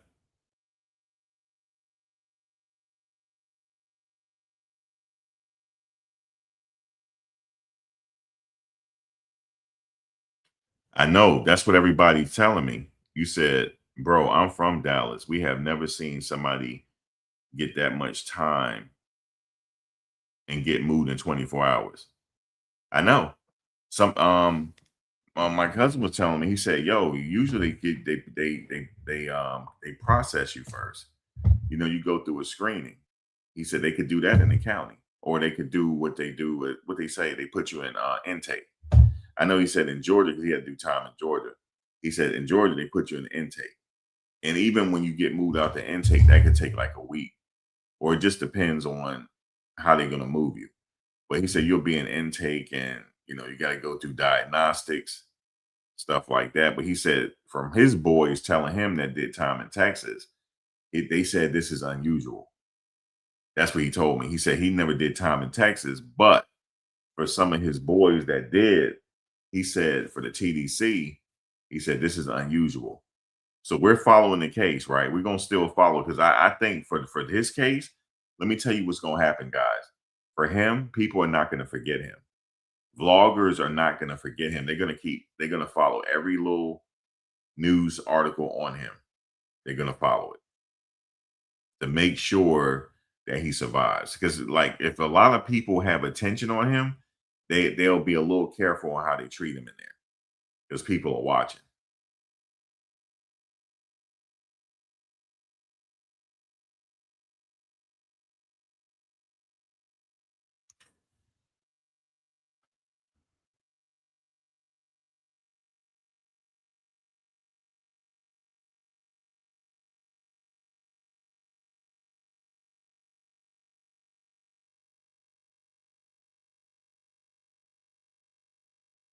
Some states are different. Some states, like life is 25.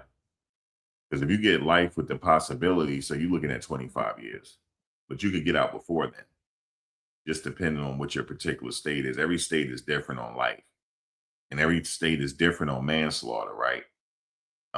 This case looked like it was a manslaughter case, right? I understand that the jury found him guilty on murder one, but however, like, what I'm saying, for me, if I was thinking about this, if I'm deliberating, I'm saying, okay, he didn't set out to do this. It just his reckless behavior caused the death of another person. That sounds like more like manslaughter to me. So I would have, because see, this is what happened. They put manslaughter on the table for the jury because I guess they were thinking in their minds that they may not get the murder one conviction, but maybe they'll put manslaughter there for the jury to entertain it. The jury didn't entertain it. They gave him murder one. So that happens sometime with the jury. The jury is very unpredictable. The judge didn't even sentence him, guys. The jury sentenced him. In certain states, the jury do the sentencing. Florida is one of them as well. I could think of Florida. Just some case I know just from following personally. Florida is one. Obviously, Texas is one where the jury can sentence you. You can also elect to have a bench trial or a jury trial. A bench trial, as you all know, that's the judge hearing the case instead of a jury. Or you can go with a jury trial. It's your choice. Most people go with a jury because you never know. You might affect the jury in some way where they think, okay, let me find him not guilty. But you always take a chance with the jury, especially it's also the preparation as well. I don't know how good his lawyer was. I don't know because I wasn't there. But from what his parents are saying, they don't think he had really, I think they said he really didn't have adequate representation. And for me, that's a shame, because I know they spent some money on the lawyer. But moving forward, like I said, the crowdfunding was taken down. But the reason why it was taken down because he had a conviction. It finally is, so they finalize all that. But they can still start a GoFundMe and still collect money. And I think Cardi B, I don't know if this is AI, but I think I heard her say that she want to raise 5 million. But it sounded like it was AI video. But if she did say it, she said it. So he's gonna have to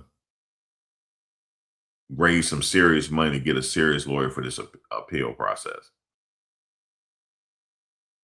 You said those jurors should be required to submit a polygraph test to see if they were biased. In this case, that don't happen. They could pick you for the jury, and I bet you if they pick you for the jury, right, Scoop, the case would have been a hung jury, wouldn't it? You probably would have hung the jury. You know why? Because you probably would have practiced jury nullification. Jury nullification. See, the judge they don't instruct the jury on jury nullification, but it's legal. It's perfectly legal to do so. If you feel like the punishment is unjust, if you feel like he's going to get too much time, you can just vote simply not guilty. That's jury nullification, which would have hung the jury because everybody else obviously found him guilty. Yeah, he do need bias, Heaven. He do for the appeal. But you know what I heard though? You would like to get a lawyer. It's better to get a lawyer, attorney that's have a lot of respect in that state. Somebody that has a good track record in the appeals process. Sometimes deals are made on the golf course, but you gotta have some money. So. But again, this is a good old boy state. And I know I've heard a lot of locals in Texas, they don't like that a lot of people are moving there to their state. So there's a lot of politics going on too in that state because they have seen an influx of people moving that state since 2020. Even some of the states on the East Coast, the southern East Coast states have seen a lot of people move south. And a lot of locals don't like it because they're bringing their mentalities down there. That's the sentiment. They don't like it. And in fact, that's what made Georgia a swing state. Your state is a swing state now. It's not red anymore. It might stay blue, actually, Georgia. Might stay blue.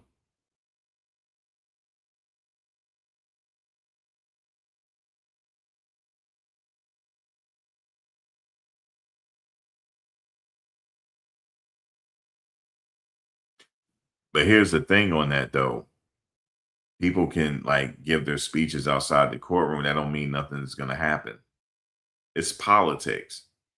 It's politics. He gonna have to pay some serious money to get a serious lawyer in the appellate process because that lawyer is gonna have to go through his case with a fine tooth comb to find errors in his case. So they might bring up the issue in voir dire. You remember when they were selecting the jury, said there was no blacks on the jury. So that might be an appellate issue. Okay. Different things like that. Now, some people said there was a video that they didn't show. So if he do have access to the video, that might be an appellate issue because that could influence the jury to vote a different way if they had saw a different video. So if there's a video out there and they purposely didn't let the jury see that, then also he might can argue ineffective counsel. But a lot when you argue ineffective counsel, it's kind of like you fall on deaf ears. Sometimes it's very rare to win an appellate issue on ineffective counsel from my research, but you can still do that. I heard that she's putting together some money for an appeal, but that video when she was talking looked like it was AI. But if that is what she's doing, I could see her raising that amount of money because all that money needs to go to a lawyer. All that money. He needs to hire multiple lawyers. He needs to go into that appellate with a team, not only any kind of team, a team that has respect in Texas. He needs somebody to go in that courtroom that the judges know, that has respect, that they see on the golf course. That's what he needs. That costs millions. He might get some time shaved off or get another trial or whatever the case is. But it needs money.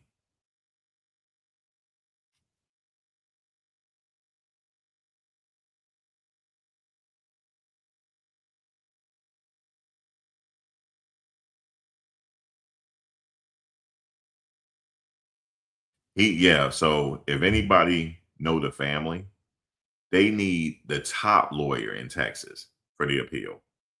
I'm talking about the best that money can buy, that has respect. Okay. That when he talks, people listen. I'm talking about somebody that has respect in Texas. And it's always good to have someone that has respect in Texas. That's what you need. But that requires money. And then you never know. He might be on the golf course. He'd be like, hey guys, look, I got $5 million to represent this kid. Can y'all look me out? Okay, how much you get? What can you give me? I'll give you about 200. They be making deals like that. Okay, cool. You know what? What do you want us to do? Go knock it down to manslaughter. See if we could shave some time off. All right, we'll work it out. That's how stuff be getting worked out in this country, man. They don't tell you that, but it's unofficial. A friend of mine, when he passed the bar exam, he told me when he was working for his law firm, they said, hey, man, congratulations. You did really well in school and stuff like that. But now you're about to learn how to be a lawyer. He said, you about to learn that nothing is absolute. He said, you about to learn that deals be getting made and you ain't saying shit about it. Okay. You ain't gonna say nothing about it. Deals get made, depending on who it is. Every now and then, a deal can't be made, especially to catch somebody dead to rights. But for some cases where they can shave some time off, deals will get made.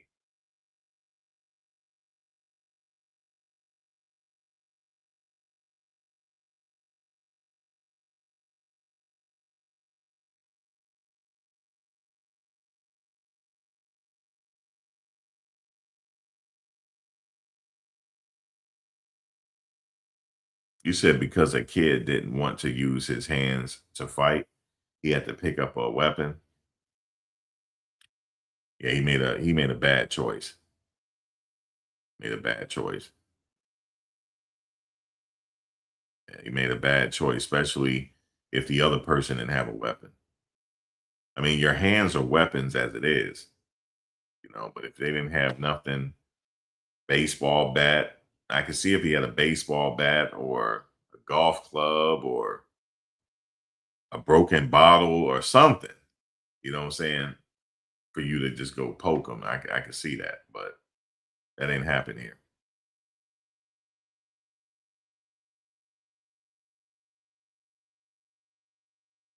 I know people keep saying we need to see this video, but the person that was outside that courtroom that said he saw the video, he was confirmed to be lying. He can't even come in the courtroom. There was only one person that said they saw the video. He never even, did you know that he never even stepped foot inside the courtroom? Because I knew people that was there. They never seen him inside the courtroom. But he claims that he was there and he saw it. It's not true. If there is a video, hopefully Carmelo's attorneys will get that video. If there is a video, hopefully they will get access to the video.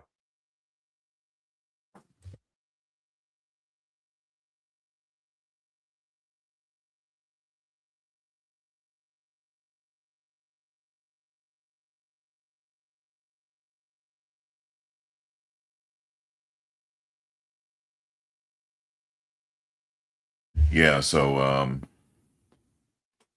if there is a video, hopefully whoever his appellate attorney is get access to that video and present that to the present that to the appeals board and say, listen, this should have been used in his. Well, actually, here's the thing with the appeals, it don't go that way. You're arguing that there were certain things that happened in his original trial that violated his constitutional rights to a fair trial. That's usually what they're arguing. It's not that appeal is not to introduce new evidence. That's not it. You can research that. It's not it. But if it was a situation where they purposely held out the evidence because they knew that it would help him, yeah, he can fight that in the appeal. So hopefully, like I said, his because that can exonerate him. If it was such a video to prove that they were jumping on him and it was multiple people surrounding him and jumping on him, then that could have changed his case if the jury had saw that. So yes, that violated his constitutional rights to a fair trial. So yeah, so they can bring that up in the appeal if there is such a video.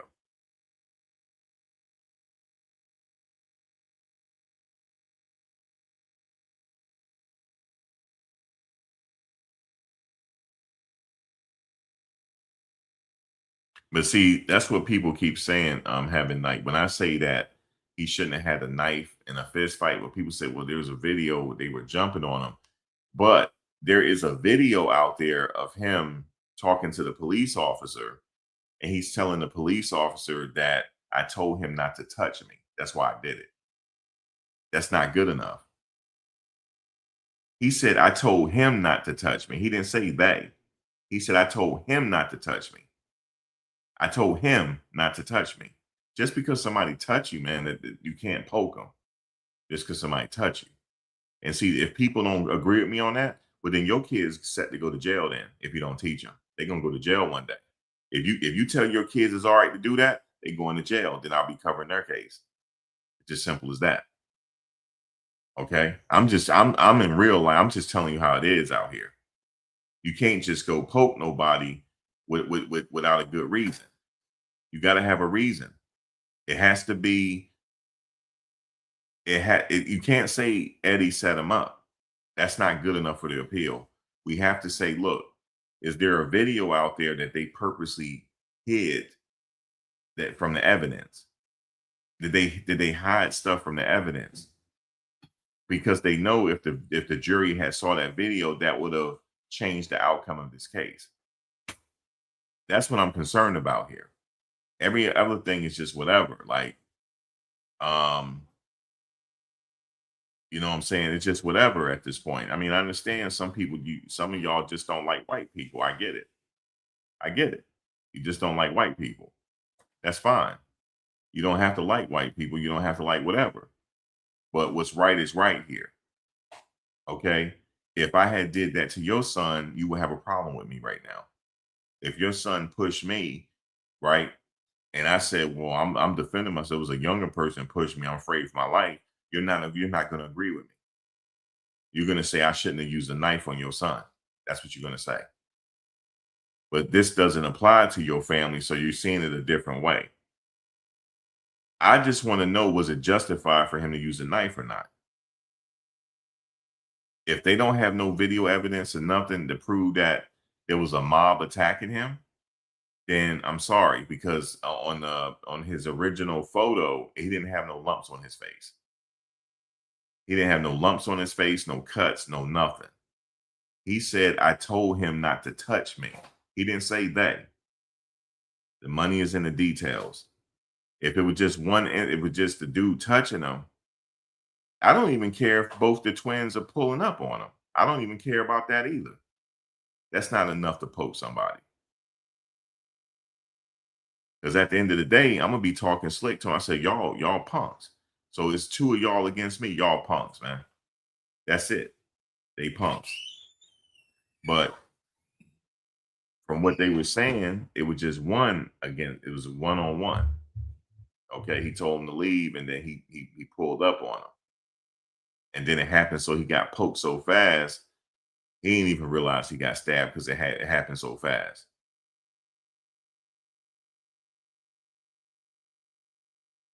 It happened so fast. But he got pierced in the heart.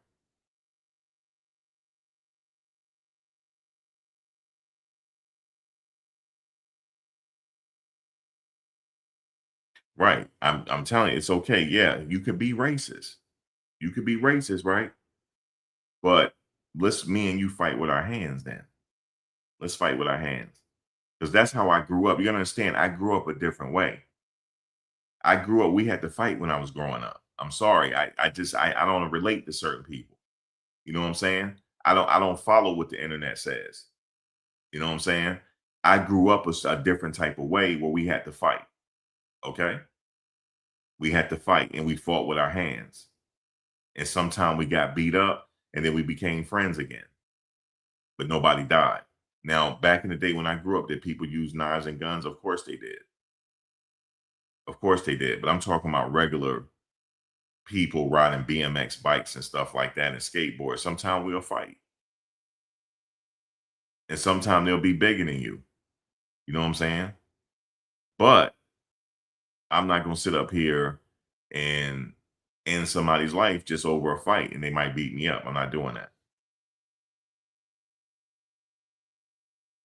You said did not testify. Hunter, he did have bruises. They edited out. I'm talking about when he first went to his photo, when he got his booking photo, he didn't have no bruises on him. And he had his booking photo that day. He didn't have no bruises on him. Y'all can't play Jedi mind tricks on me here.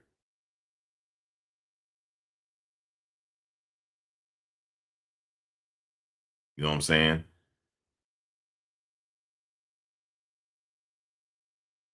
Yeah, the reason why people make a big deal out because they're two different races. Now, I'm gonna tell y'all, so I'm gonna be real with y'all. Y'all keep it 100. If somebody went out there and murked me right now, y'all wouldn't even give a damn. Y'all wouldn't, especially with somebody that looked like me. Y'all wouldn't give a damn, yo. Y'all wouldn't. You said this the bling bling era. You can't tell kids and some adults ish. He was lit. Hold on, let me look. Hold up. He was living in a $500,000 house, listening to Lil Durk, driving a Lexus. Oh, you could tell this kid. You can't tell this kid nothing. That might have been the case, but they have institutions where he's at now that will help you learn.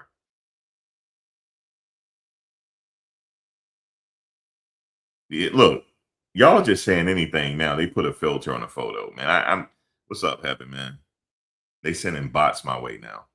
Y'all bots. They sending bots my way. Y'all ain't into the common sense, yo. Y'all, they sending bots my way, yo. These are bots. It's time for me to go. It's time for me to go. They sending too many bots, man. There's no way in the hell you can say that. They don't know the reason why you need to see the bruise. They put a filter on a photo. Okay, then why didn't his lawyer bring that up in trial then? Y'all ain't playing with me, man. People get where I'm from, people get locked up all the time. Ain't no big deal. People get locked up all the time.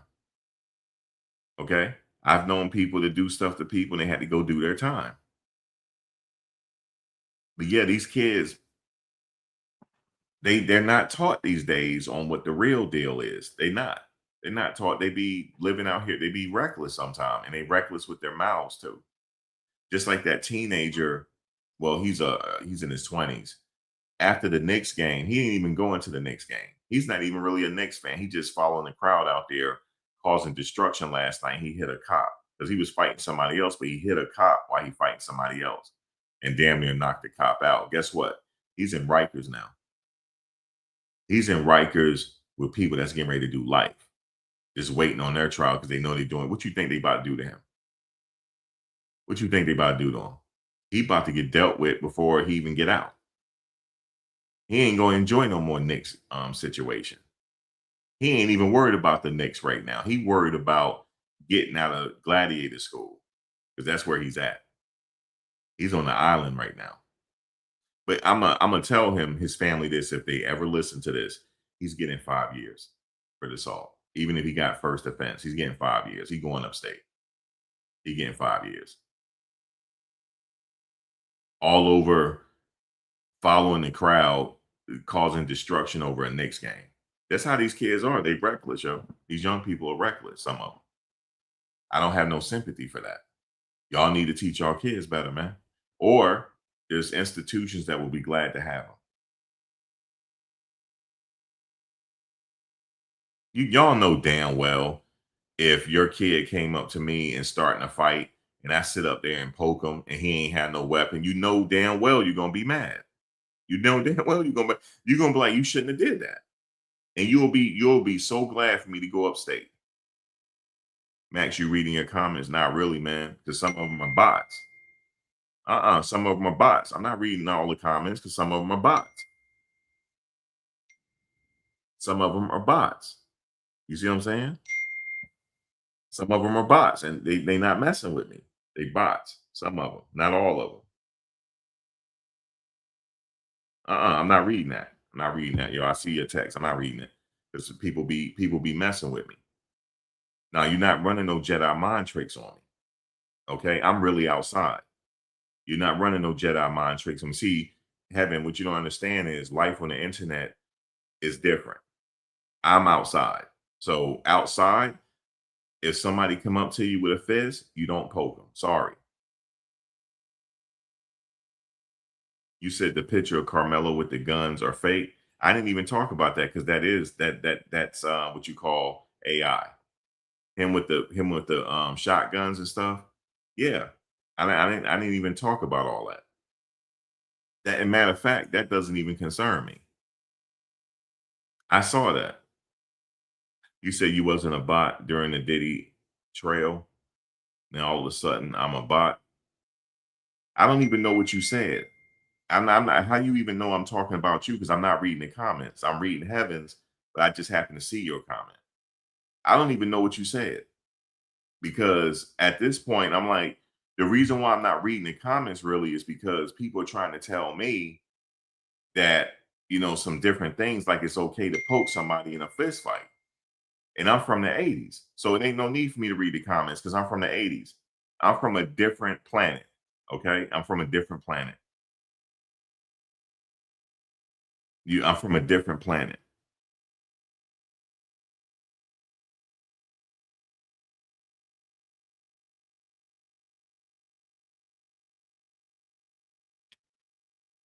I may have repeated your comment, but I'm not even talking about you. I'm just talking in general where people seem to think that it's okay to do that to somebody in a fist fight. I'd rather take a L. I'm okay with getting beat up. See, I'm different.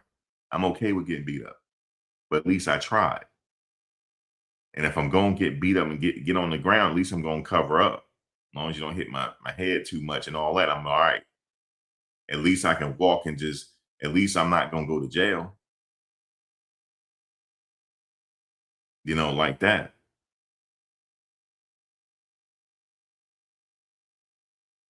Just like that kid after the Knicks game that hit the police officer. I know he's wishing he didn't do that now because he's sitting in Rikers. He's sitting in Rikers. Okay? He's sitting in Rikers.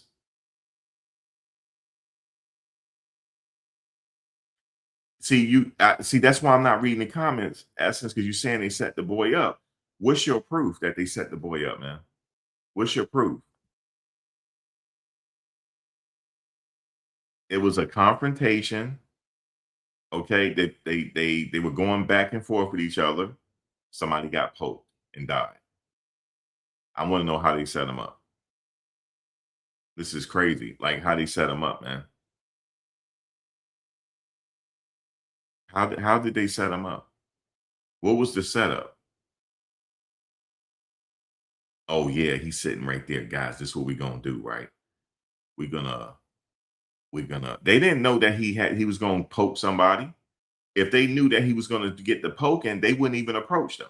If they knew he was gonna get the poking and he was gonna be successful with it, they wouldn't even approach them.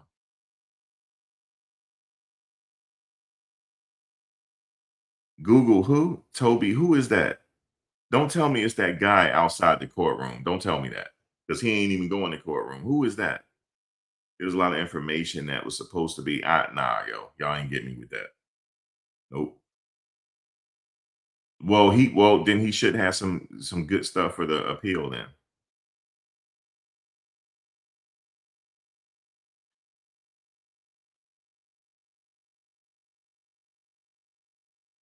I promise you, if they knew,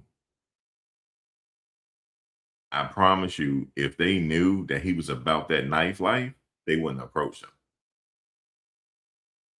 They wouldn't approach him. I wouldn't have either. If he's sitting up there trying to do all that, I wouldn't approach him. You said apparently the prison they wanted to send him Austin's cousin. That's not true. Y'all bots, yo. I'm sorry, I'm not reading no more. Y'all bots. That is not true. He was never sent nowhere where somebody had the last name. That dude, Secret Service Sam, was lying, and I met Secret Service Sam at the Diddy trial. Yeah. Y'all not doing that to me. Y'all bots, yo. Y'all not doing that. They bots. They bots.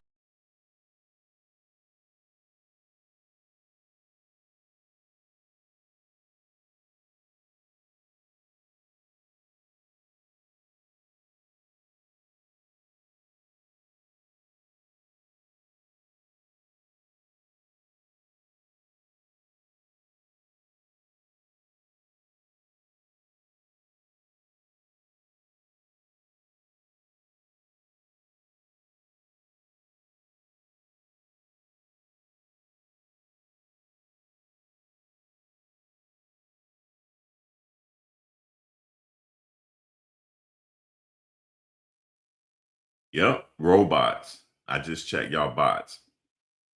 Yeah, because you know how I know they bots, Heaven? Because Secret Service Sam was the one that told that lie. And I met him. See, they don't know that. I met him at the Diddy trial and he lied. Okay, he lied. And then he also said that the kid was sent to a jail with somebody with the warden last name Metcalf. He was lying. It was proven that he was lying. And I met him at the Diddy trial. He lies. Okay, that's how I know. Y'all going off of Secret Service Sam. I be damned. See, y'all ain't know I met him. I sure did. He's not a Texas blogger. He don't even live in Texas. He just latches on to certain cases that people are talking about, and he make up stuff to go viral. Just like he said that Big Gene at the Diddy trial had beat somebody up, And I was standing right there. No, Big Gene did not beat nobody up. He was lying. And then when he was approached on it, he said, "Oh, I got the story wrong." Well, then why don't you tell your people that? Because people think Gene beat somebody up. He was lying. Okay. So you can't tell me that, this and that and somebody, And then the dude that was outside of the courtroom, remember that guy that was outside the courtroom and said he saw the video of the actual incident? Did you know that he never went inside the courtroom because of what he did? He's a registered offender. He didn't go inside that courtroom. He lied because he was trying to go viral. Some people just try to go viral. Let me tell you something.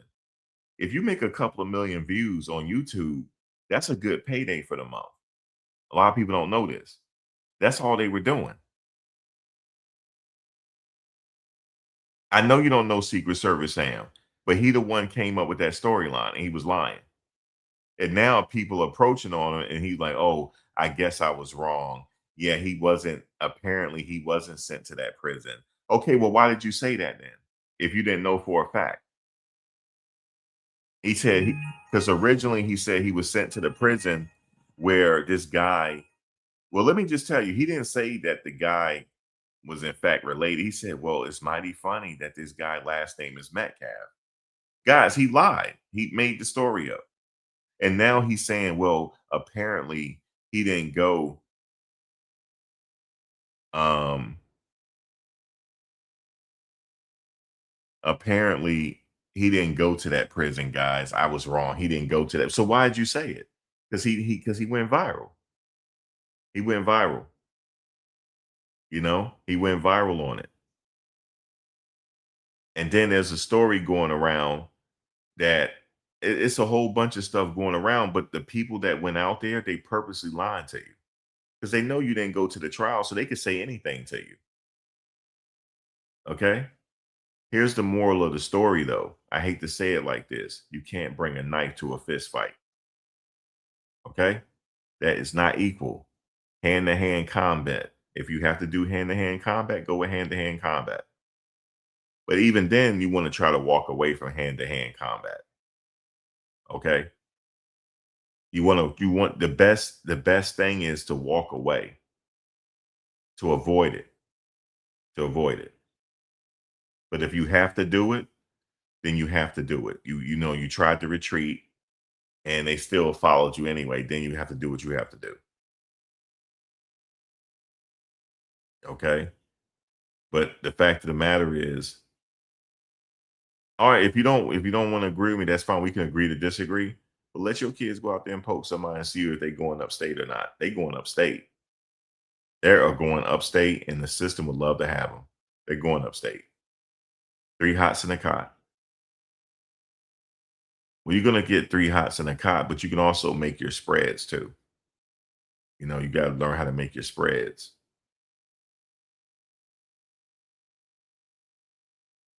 I've already looked already, Essence.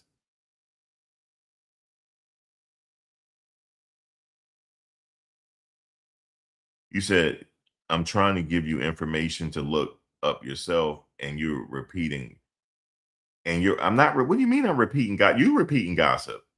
See, they trying to put Jedi mind tricks on me. I'm not. I'm not reading your comments no more. I'm definitely not. So I'm done. I'm just gonna ignore it. Now you playing Jedi mind tricks on me.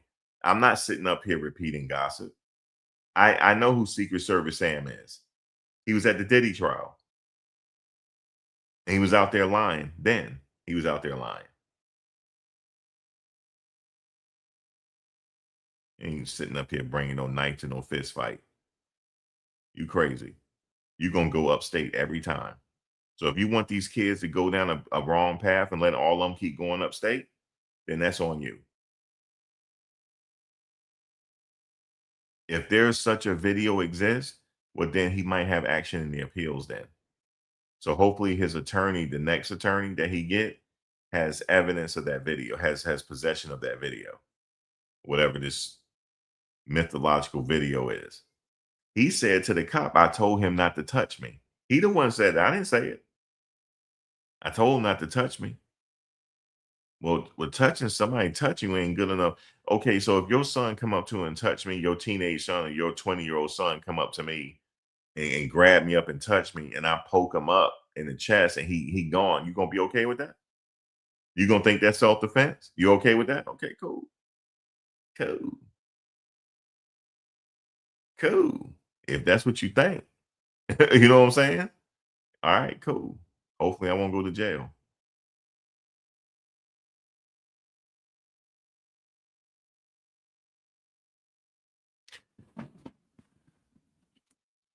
All right, I'm gonna tell you what I'm gonna do.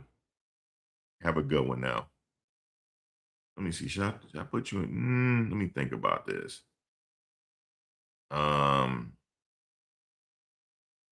No, you know why? You know why that's a serious infraction? Because what you just said was, I'm reading your rights. Now I'm reading your charges. So we're gonna have court for you right now, Essence. We're gonna hold court for you right now. Anybody want to be her lawyer? Because you said, okay, you'll change your story next week, like you always do when you find out you're wrong. So now you're accusing me of something that I didn't do. So that's a serious infraction over here because I'm the host. That's a serious infraction. Okay. I'm not sure what I'm going to do yet. Am I going to put you in timeout or am I just going to send you to the bushes? You know what I'm saying? Okay. So you said bye. Okay. So it's so hard to say goodbye to I never talked to you before. You said, look at Heaven. She said, Essence, get on the live. You want her to all right, whatever, Essence. I'm not gonna ban you. I'm not gonna ban you, Essence. Why do you say that, Essence? You said like you always do. Good grief. Good grief. Deb, they get me tonight, Deb. They ain't playing with me tonight. She said bye anyway. Having she gone. She said bye. She said she saw me since the Diddy trial. Said I always change it. I have a right to change my opinion. I'm human. I could be wrong sometime. So what's wrong with that? Yeah, you are being messy, Heaven. But I can change my opinion on stuff. I'm not always right. I'm not one of those know-it-alls. Because if I knew it all, I would have bet more money on the Knicks game last night and bet for the Knicks if I knew it all. She gone, Heaven. She said peace. Okay. She said peace. She said, I'm just trying to give you something. You report nonsense. Now I'm putting words in my mouth. She said, you reporting gossip. Okay, you go believe Secret Service Sam all you want to. Go believe him all you want to. You said Demon Diddler ain't getting out. Diddy. Can't you see federal prison where you? No, he is getting out. Okay, I know this person. You're a bot. You're a bot. Are you a bot? This person's a bot. Okay, you're a bot. I'm putting you in bot status. You're a bot. So, Heaven, I'm getting all these bots tonight. You know why I do that, Heaven? Because nobody likes being called a bot. Nobody does. Because what I'm saying is they're not real. So they don't like me calling them that. But that's bot status. You saying Diddy is never getting out. Yes, he is getting out. What do you mean? Trump was the one that signed that First Step Act, or whoever signed it. He is getting out. Sorry. He getting out. Who says, let me see. I know she's not a bot. I know. I just people don't like when I don't know. She's not commenting no more, Heaven. She might be a bot. You know they do send bots our way. Did you know like 70% of the people you talk to on the internet are not real? They made a whole documentary on it. They send bot farms. It's bot farms that people pay for and they send your way.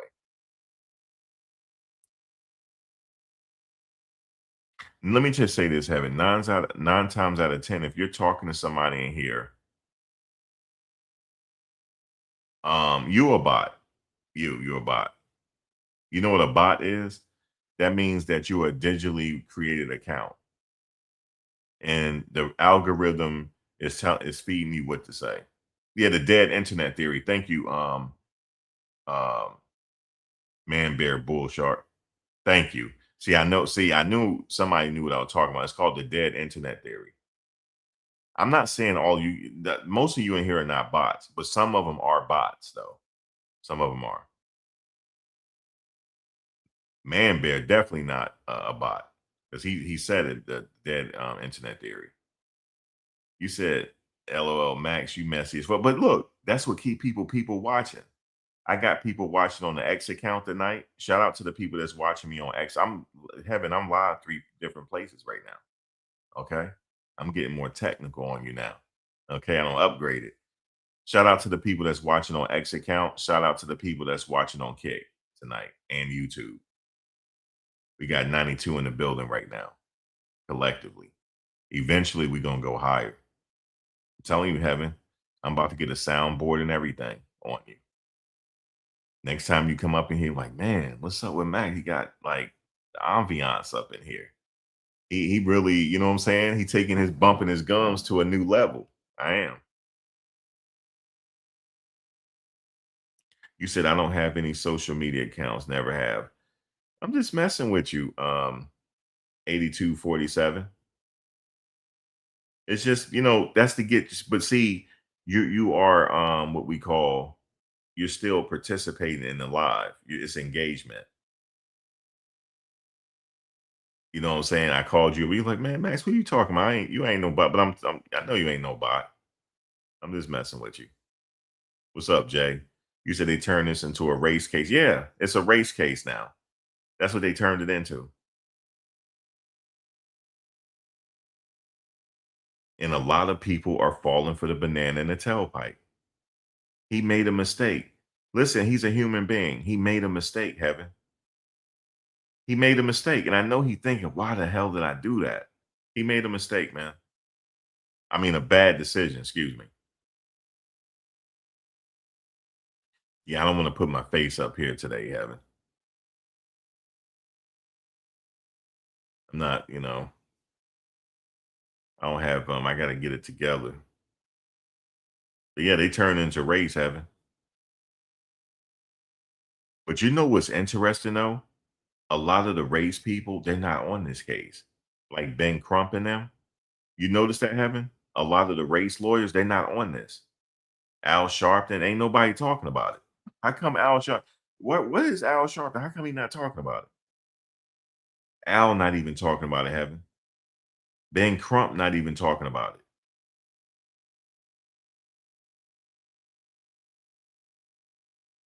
Or maybe they approached the family and the family didn't want to deal with them. That could be it too. You said, I can't believe people really thought he wasn't going to get time. They turned into a race situation. And it's let me go back. It's like this, Jay, Heaven, and Nia, Michelle, and let me see what your name is. Enoch. Enoch Venn, 8247. It's like this. He made a bad decision. Unfortunately, they could have been baiting him. They could have. But you know what we call that? Don't let them trick you out of your freedom. You got to tell your kids that don't let them trick you out of your freedom, man. Just walk away. They might call you all types of punks, but walk away.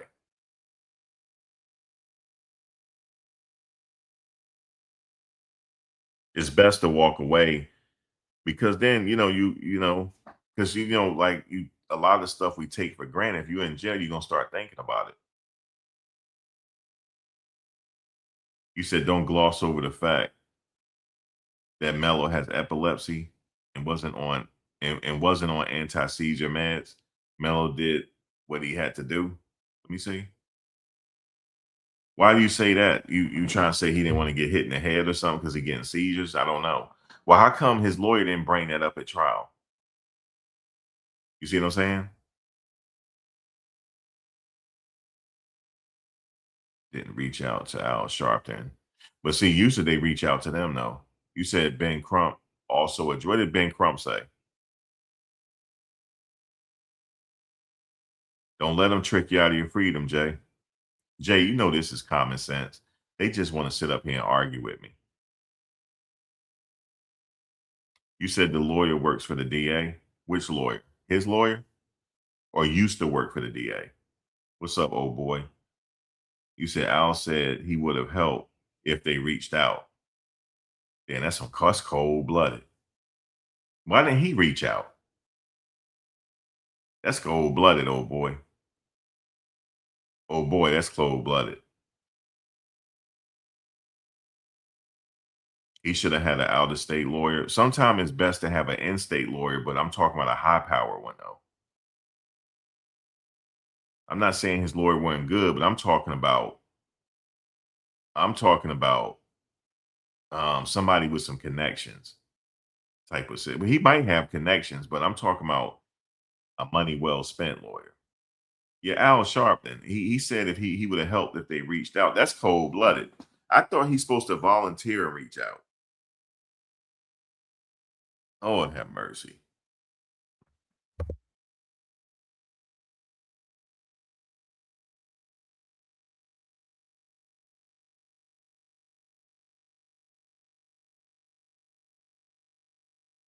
Y'all know damn well Al Sharpton wouldn't help my ass. Y'all know that. Shout out to Al. He got skinny, but he wouldn't be helping me.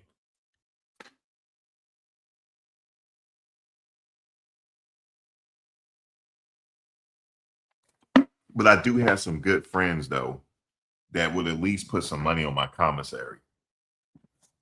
Okay? Heaven would put money on my commissary. Liz would put money on my commissary. At least I have some friends that Rachel, let me see. Would she put money on my commissary? Yeah, she would. She'll put money on my commissary. At least I have some people I know that'll put some. Old boy might put some money on my commissary.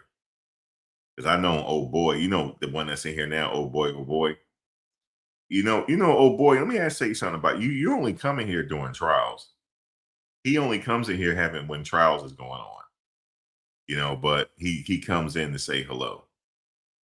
But my point, here's my point though. Here's my point though, Heaven. You guys will still keep it real with me though. Like, Max, why did you do that, man? I'm like, the only thing I can tell you guys is I effed up. I made a mistake. I made a bad decision.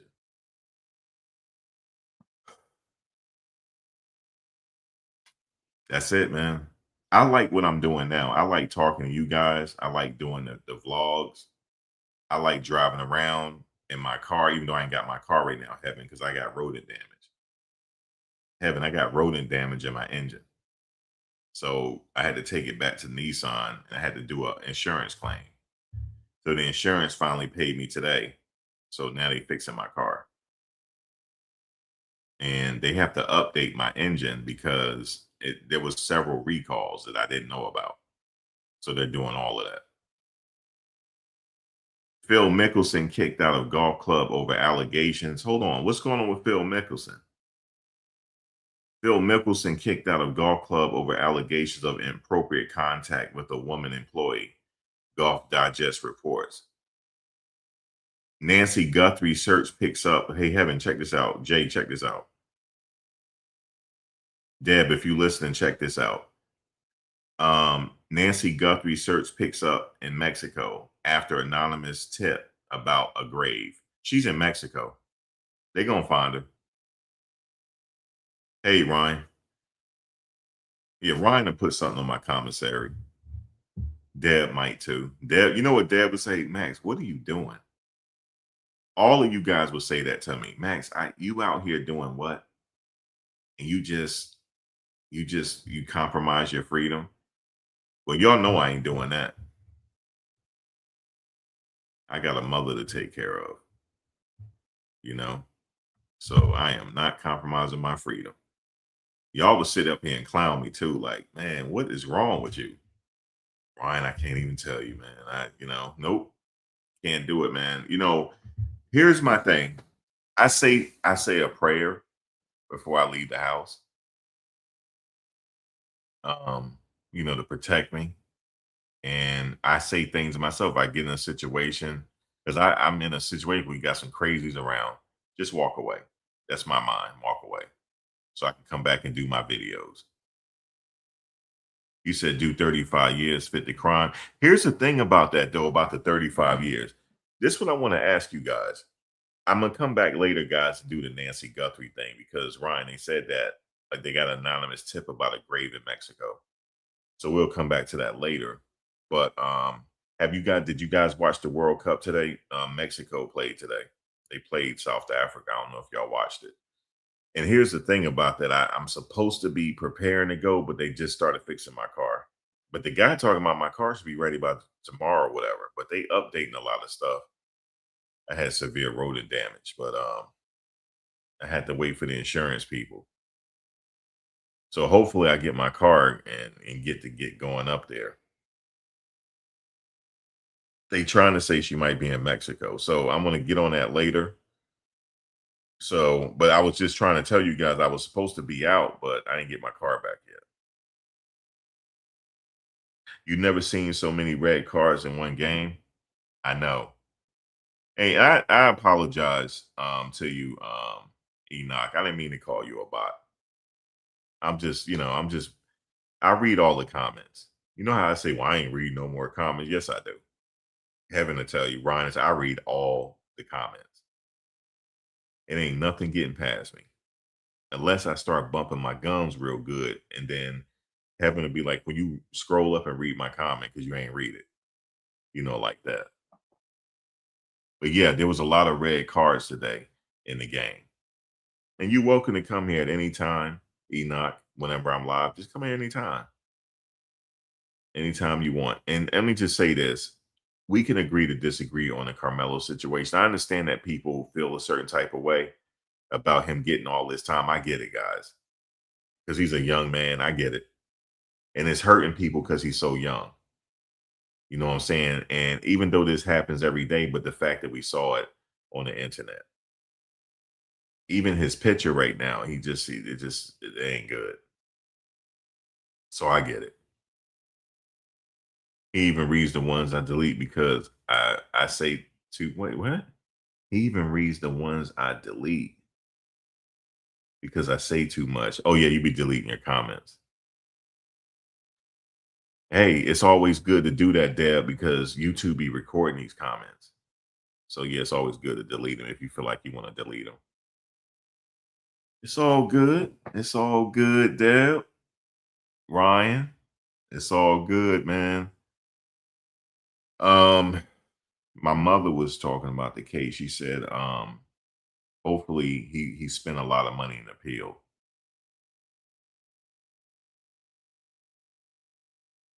Yeah, I like Brazil. For the women, I like the United States. For the women. Even though the men are playing, I mean, if they play, I will watch them. But you said Spain winning the World Cup. You follow Spain? Spain have a good team. They do. They have a good team. They said they made an example of Carmelo, making him look like. That's not funny, but I get what you're saying. Yeah, the picture don't look right, do it, oh boy. I thought it was just me. It don't look good. You said your boy's a red heart. You like Spain. Yeah, I know the picture don't look right to me, but I think it's just me reaching. Yeah, they're gonna pay for another lawyer. Or they're going to buy look, see you were here yesterday when I said that?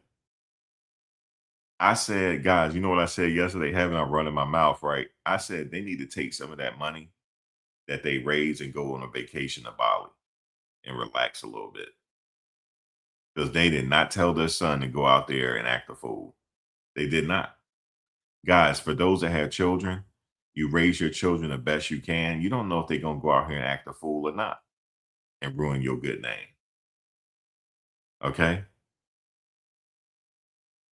So But you're going to support them.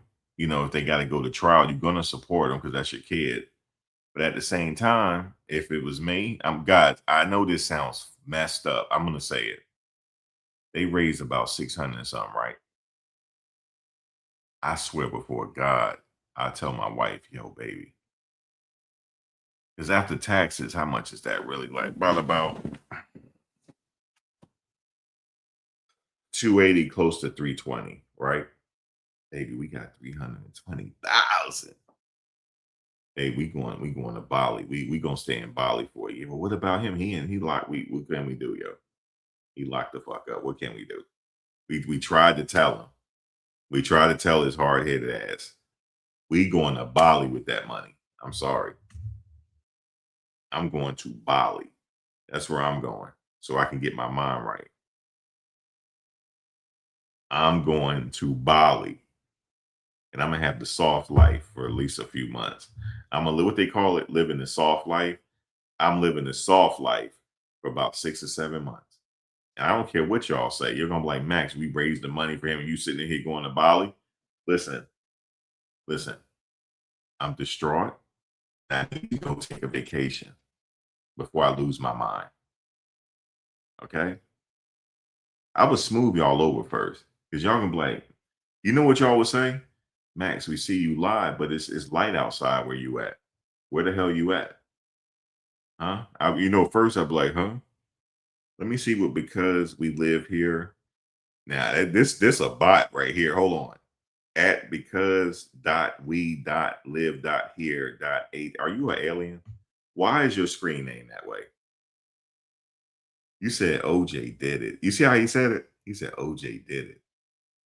But what's up with your screen name? Because dot we dot live dot here dot A10. What's up with the screen name, man?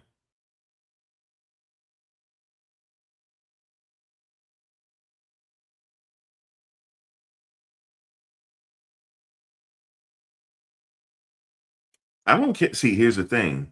See, maybe I've been doing YouTube a while. You can't listen to what the press say. Ignore them. You say he gonna be out in 20. Yeah, he probably will be out in about that. Messing with Texas. He'll be out. But the good thing about it is he'll be out before he's 40. Yes, Lucy B. How can I help you? You just came in here and said, Max, you ain't no bot, are you? Are you a bot? You know what I think people be thinking? I be saying a bot. No, bot. Bot. Because some of y'all be getting offended. I'm not calling y'all a bot. Because somebody hit me up on Instagram. I can't believe you called me a bot in front of everybody. I said bot. She said, oh, you meant bot. She thought I said Bob. And I said, wait a minute, what's a Bob? She said, I ain't even gonna tell you. He said, I whooped my son's behind. And he still choose the wrong path. But you did all you can do. That's not your fault. You did what you can do. They get grown and make their own decisions, right? Shoot, at least you cared. But I'm going on vacation, Jay. And I know that sounds messed up. Max, do you know why they remove his hair? That's just protocol, Lucy. He can grow his hair back. When he initially get in there, they shave your hair. It's almost like you're in the military. They shave your hair and all that stuff. But after that, he can grow his hair back. I hate to say this to him, but this is to make it his stay a little better. I had locks for almost 16 years. And it seemed like that time went by so fast. You know what he should start doing? Grow locks. And I can tell him when his locks reach his hips, he should be coming out of prison. He should look at it like that. It'll help him you got to do something to help you do the time. When your locks reach your waist, that means that you should be trying to come home or close to it. So start growing locks now from his baldy to envisioning his locks down to his waist. That's how long it's going to take for him to come home. Because I grew my locks for almost 16 years and my locks was to my waist. But some people hair grow a lot more than that. But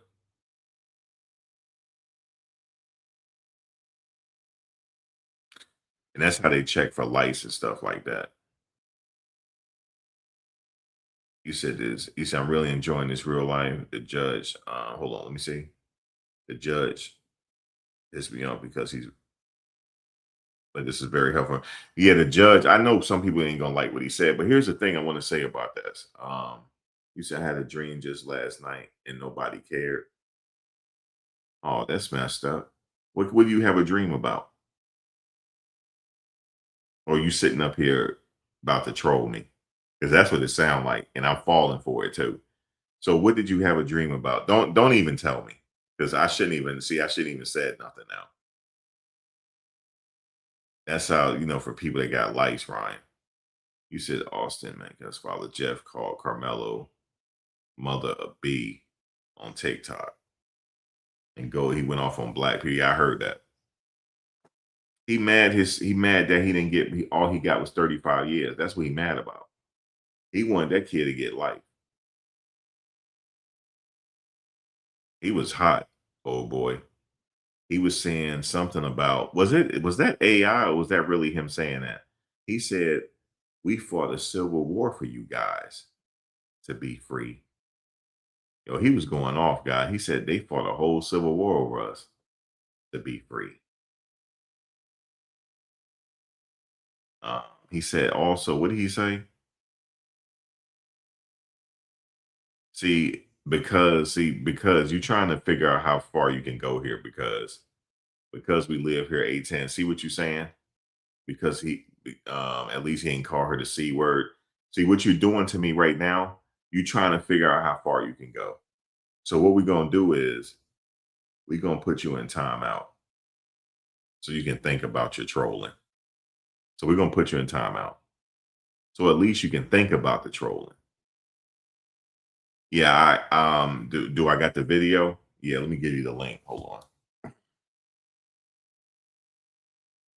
It's on TikTok. He went off, called her a B and saying we had um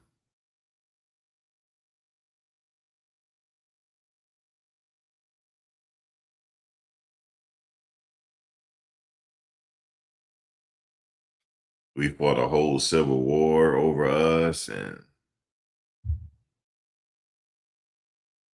all types of mess.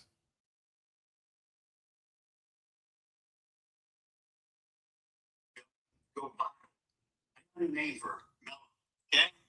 If he was such a little boy, I was trying to portray. Watermelon fella. How's that one straight? I don't know. Is this real? He called him a watermelon felon. Is that real, yo? Is that real? Or is this AI? He called him a watermelon felon. I don't know. Is it real or not? Let me make something racist up so y'all can go viral. I got a new name for Mello. Okay? If he was such a little boy, I was trying to portray. How about watermelon felon? How's that one strike yet? Y'all can let me make something racist up so y'all can go viral. I got a new name for Mello. Okay? He said, no, that's not. You said, nah, that's fake. Is it fake? Yeah, that might be fake. He said, such a little boy. I don't know. Fuck you.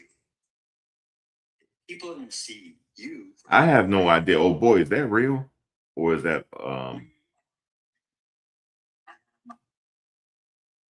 Oh my god, look. Carmelo's a little baby, he's innocent. No, he's fucking guilty. He's going to prison. Yeah. is that oh boy, is that real or fake?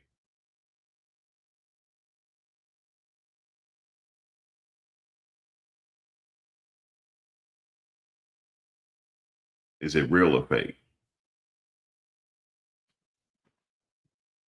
Because he was, man, if it's real, he really went off. He said, let me make up something, Ray. He said, he's a watermelon felon.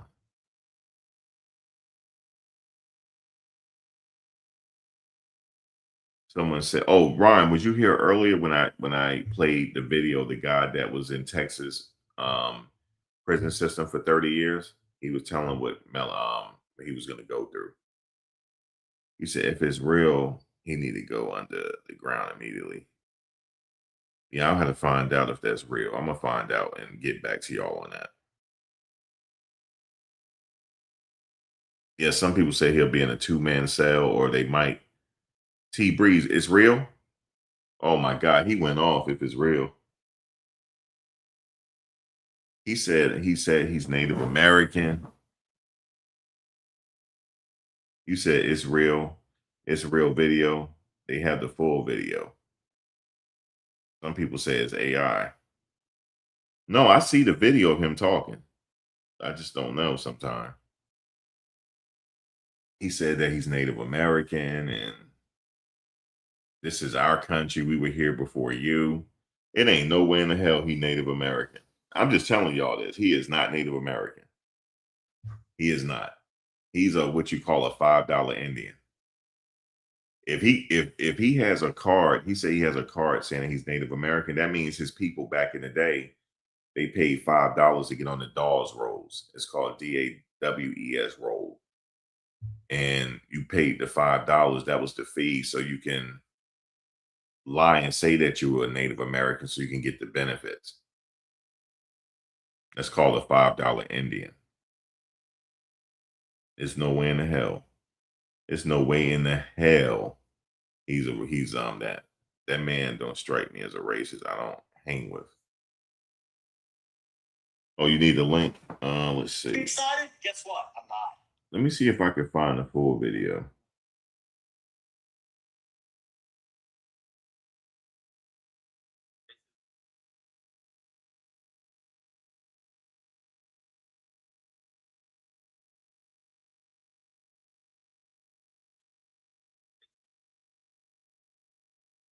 He said Charleston White looked like a crackhead.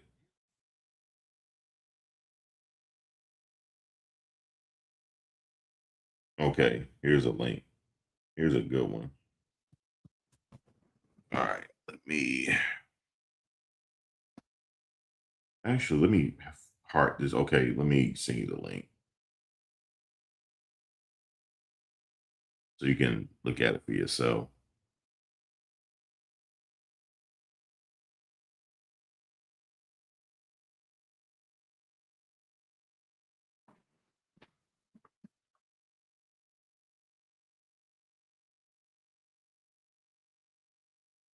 There you go. All right, let me play some of it. As a matter of fact, now that let me see what I'm gonna do. I'm just gonna play it like this.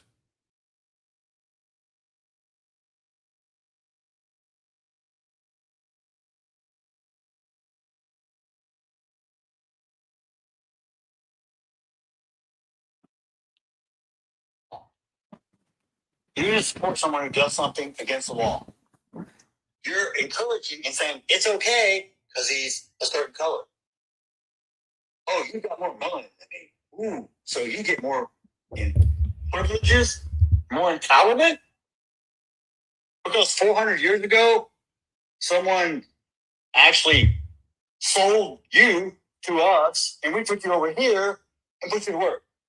And then we had a civil war to free your ass. Hmm. And now you want to talk shit? Oh, I'm being so oppressed. You couldn't even vote 1960. Look how far you've come. Look at all the free shit we give you. You're not oppressed. You're fucking entitled. You know what DEI stands for? Yeah. It means I don't have to be fucking qualified. I don't have to be a certain color or race or gender.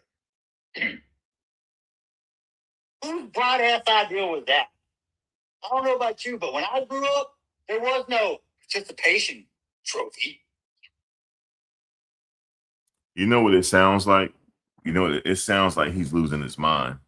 That's what it sounds like.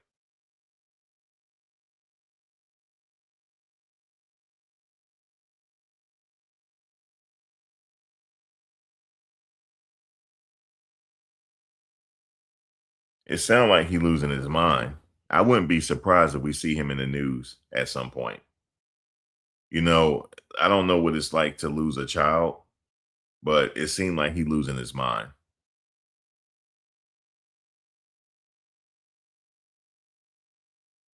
He said the TikTok video was selectively edited. So yeah, I mean, it seemed like I don't want to go no further with it because I'll probably be losing my mind too, man. You said the full stream is on X Spaces. Okay, I will go there. But the thing is, I'm not taking up for what he's saying, but what he's saying is just simply not true. And he just blurting out stuff. Maybe they edit the video because it seemed like he just blurting out stuff. And he's losing his mind. Or I mean, I'm not saying that's how that might be how he feel, but at the same time, he losing his mind. That's what it sounds like. And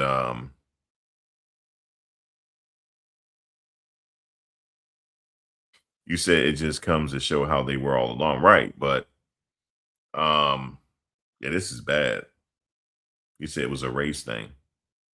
He was finally able to speak after the gag order. Yeah, he went off. He went off, didn't he?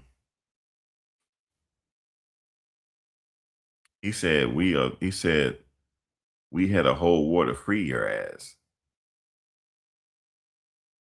And that simply is not true.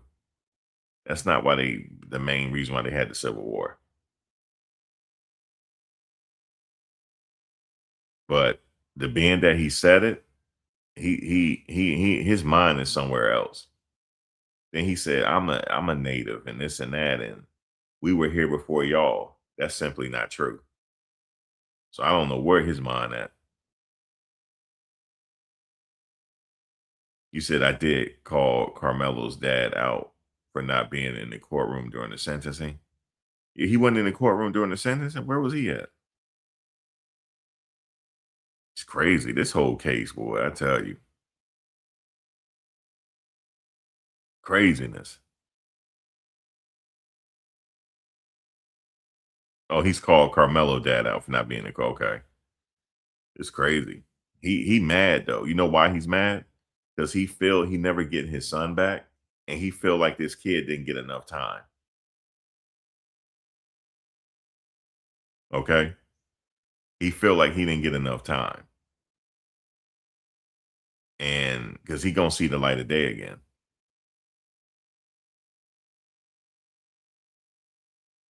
You know what I'm saying? So hey man, it's a rough case all the way around.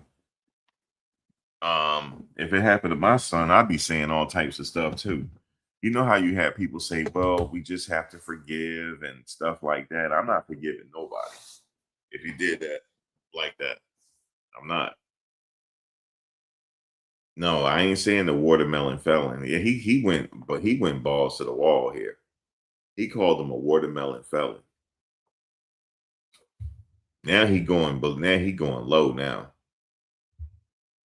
No, that's not okay for him to sit up there and say that. But I'm saying he's going balls to the wall. T. He feel like this kid should have got more time. He totally blacking out.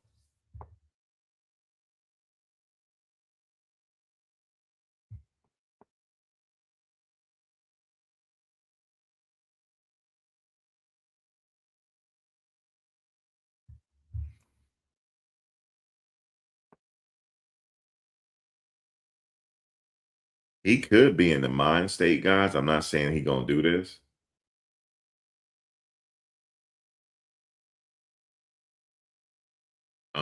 Yeah, he probably did maybe have a couple drinks. He probably ready to crash out. He probably ready to crash out. He probably on the brink.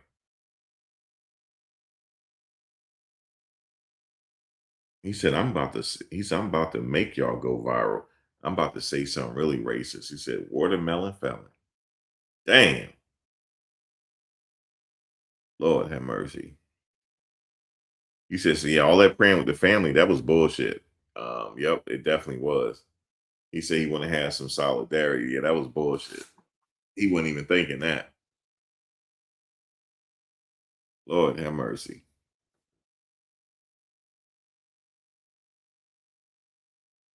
And call his Karmelo mother a B. Yeah, he letting it all out. Oh boy, he mad.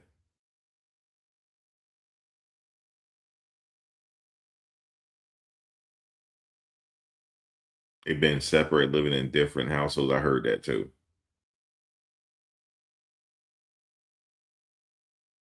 Yeah, I heard they were like separated, divorced or something. Lord have mercy. Yeah, he ready to black out. Either that or crash out. Yeah, he said he wished he got the death penalty. I told you, he don't think he got enough time. 35 years, he gonna see the light of day again.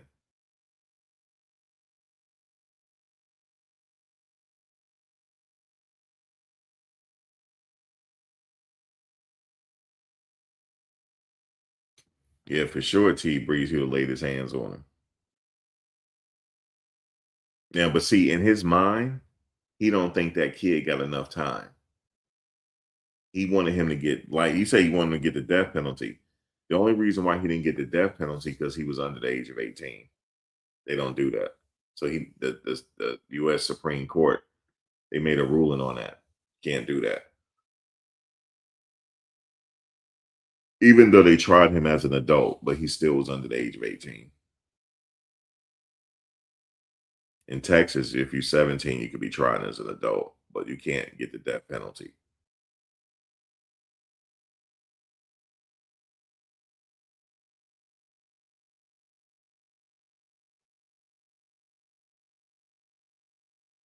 Now, I wouldn't even go back and forth with him. I would just ignore him. I wouldn't go back and forth. Because he looked like he ready to crash out. That's what it looks like. And he probably blaming himself. Maybe he thinking that maybe my boy's acting out like this was because of my fault. You don't know what's in his head right now.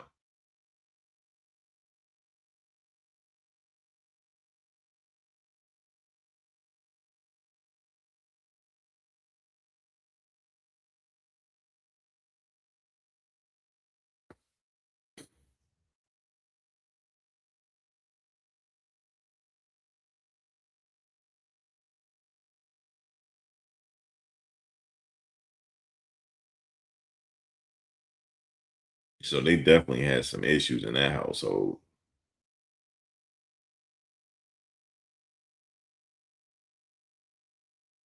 So he was saying stuff about going to cancer treatment. So yeah, like I said, Deb, he looked like he ready to like lose his mind at this point.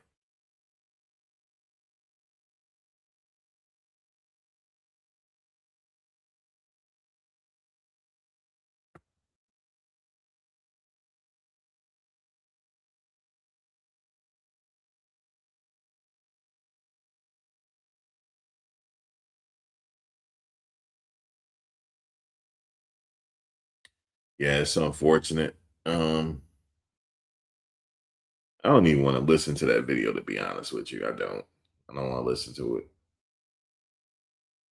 You know, sometimes with certain things on the internet, you just gotta like shelter yourself from. Like sometimes the internet can just be too much for me, at least.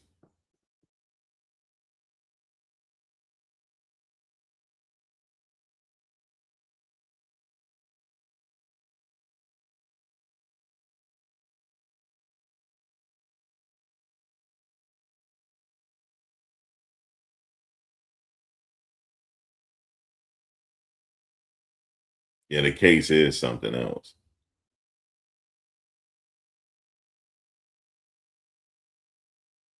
No, he couldn't get the death penalty because he was too young.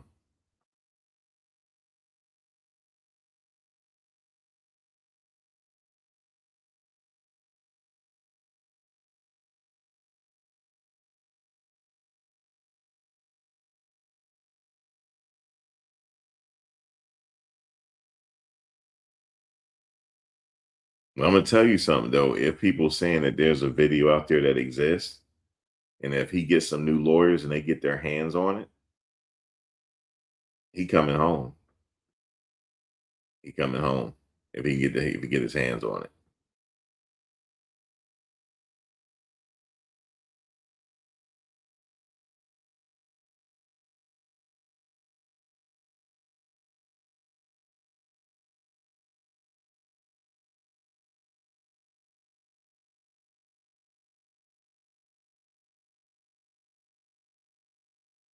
You said he'd set him up to lose. Yeah, it's craziness.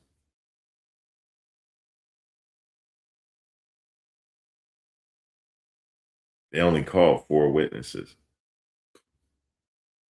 I was thinking they were going to call more.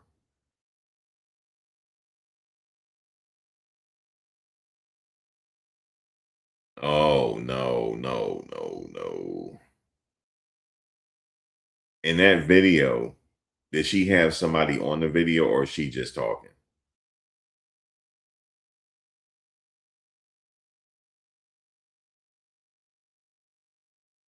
Yeah, people really do. We listen to people that get a lot of views, man. Oh my God. I know who that is too. Shit.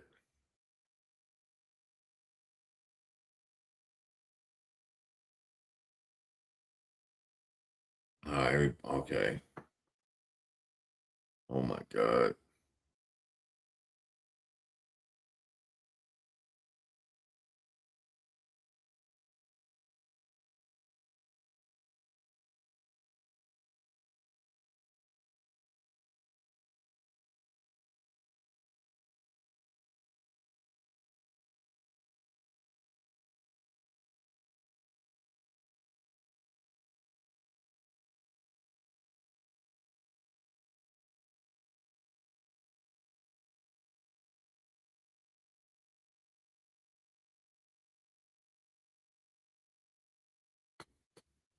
Oh man. Well, hey man, if such a video exists, then where is it? How come his lawyer didn't present it then? I don't believe that. Why didn't his lawyer present it? If that could have exonerated him, why didn't his lawyer present it? She was, man, let me tell you something about her. You remember the case involving the young lady that we thought her fiance killed her in that country, but they ruled it a suicide. Remember that? Well, she had somebody on her show claiming to have be knowing inside information, and she was lying the whole time. And this has happened more than one time on her channel.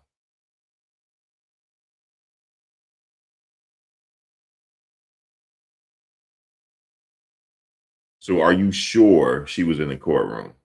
Are you sure?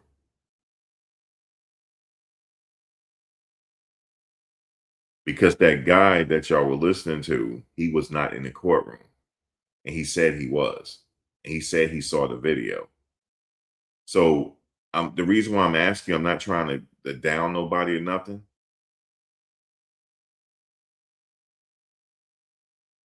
But is there a video exists? If that video, and my question is, what's on the video? Is it showing that he's getting jumped and stuff like that? And my question is, why wasn't the video shown in court?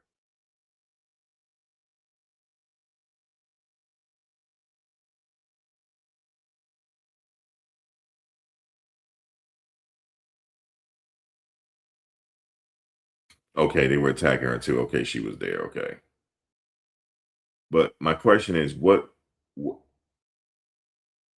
yeah, see, that's the question everybody's asking. How come his lawyer didn't present that video in court? Yeah, I'm about to watch a video.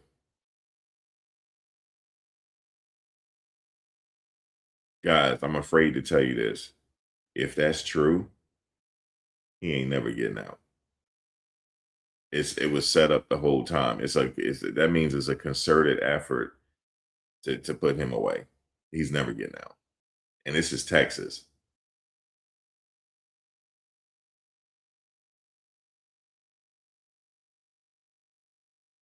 Yeah, he didn't testify. He didn't testify?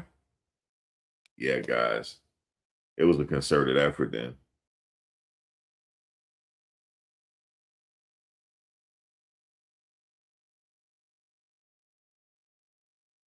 Guys, it's just a concern that he's never getting out. And I'm gonna tell y'all something. I hate to say this. If all this is true, they're gonna say it was an unfortunate accident, if you know what I mean.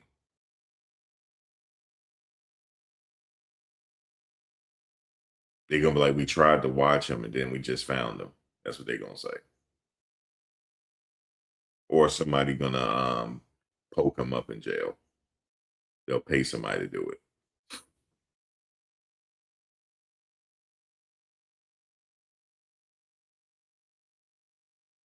That's what they're saying, Ryan. The judge didn't allow it.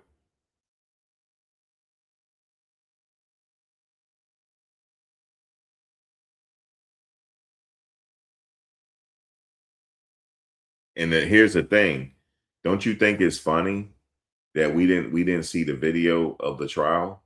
He purposely denied it. I knew something might have been up then. We didn't get a chance to see the trial. And he said, well, I did that because lawyers act different when they're on TV and stuff like that. Guys, I'm gonna tell you something about Texas. If they want to frame you, it ain't nothing you gonna do about it. And you're not gonna beat them. You're not gonna win. I'm gonna point you to a case if you don't believe me. I'm giving you receipts right now. Cameron, Todd, Todd, Willingham, Willingham.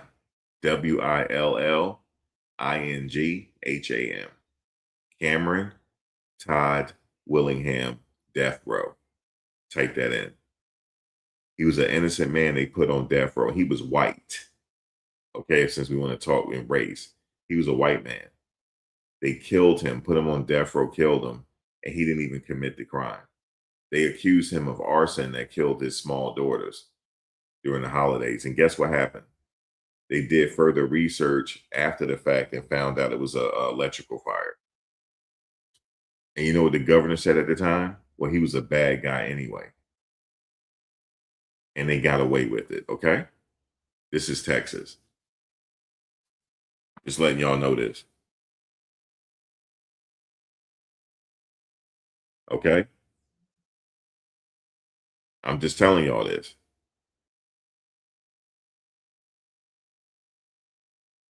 No, they said it wasn't a knife. They said it was it was something for his cleats. And I know exactly what that tool is because I used to run track. I know exactly what it is. So I'm just going to tell you guys right now, guys, thank you for being here because I have an open mind. After you told me that lady was in at the courtroom,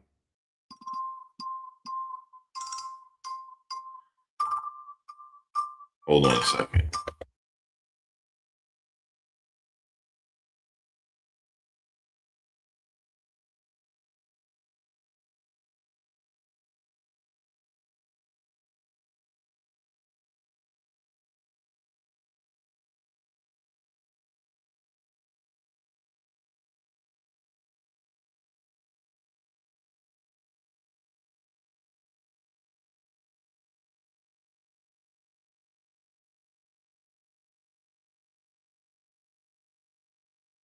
Yeah, sorry about that. You know, the thing is, I have an open mind. That's why something is, you know what, guys, something is making me cover this every day. Because usually when the trial is over, I go to something else. Everybody knows this. As soon as they give a verdict, I'm on to the next one. I'm not done with this yet. Because people keep telling me, no, Max, there's a video out there. There's a video out there. There's a video out there. There's a video out there. Okay. So I have to keep an open mind to it. If you guys keep saying this. Now you guys said that Queen Sheba Darling was in the courtroom. I know who that is. And she said, in fact, there was, and here, there's a reason why they didn't let us. Usually, Texas guys, they let us see the trial. I follow a lot of cases from Texas where they have it on they have it on court TV or they have it on the Law and Crime Network. They didn't air this trial, and I'm thinking it's for a reason. They didn't want us to see it. Okay. And also, there was a concerted effort to harass certain vloggers that were there. You know why? They didn't want them to be there to see it. Guys, I'm gonna tell you something though. If all this is true, he's in harm's way now. Because Texas, I told you guys, Texas is a different kind of animal. But here's the good news. Here's the good news. The vloggers, they're not going to let this. They're not going to let this rest. They're going to continue to report on this. They're going to continue to report on it. Continue. Yeah, something's not right. I'm feeling it. The spirit is telling me something's not right here. Oh boy.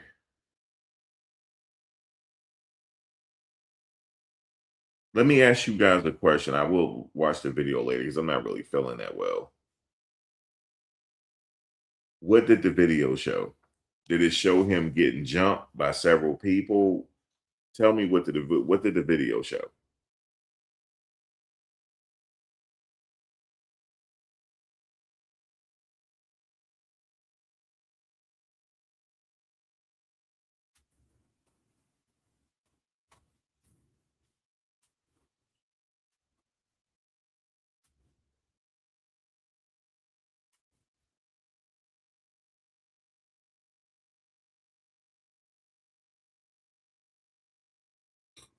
Oh, let me get you the link, Ryan. They tell me to go to her channel. Oh, let me see. Let me find it. Oh, I have it right here. As soon as I put Q in her channel, I'm subscribed to her. That's why I didn't even watch her video yet. I'm subscribed to her.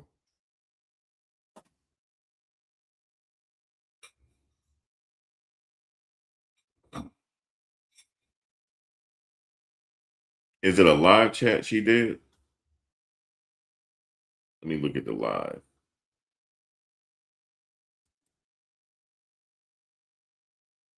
Okay, I see it. Carmelo Anthony trial. What I saw, heard, and learned covering it. Okay.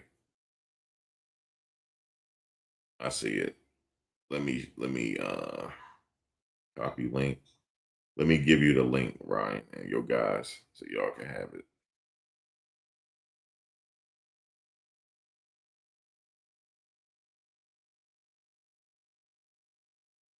All right, there's the link.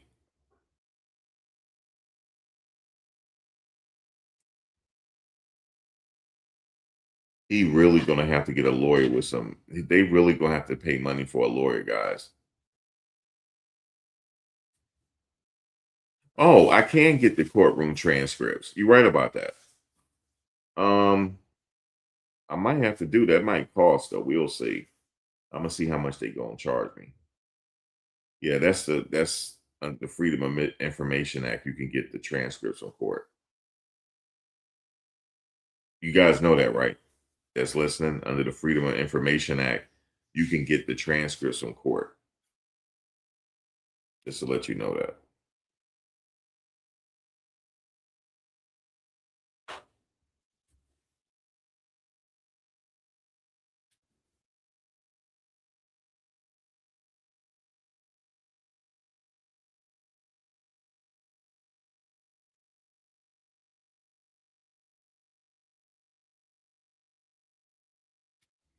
And several of the jury members are Asian, Mexican, and Indian.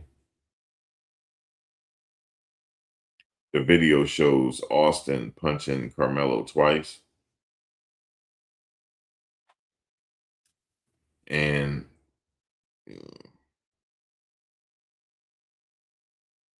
Karmelo was in a headlock. Yeah, that's enough right there for him to think that his life on the line. That's reasonable right there if he's in a headlock getting choked out. You're right about that.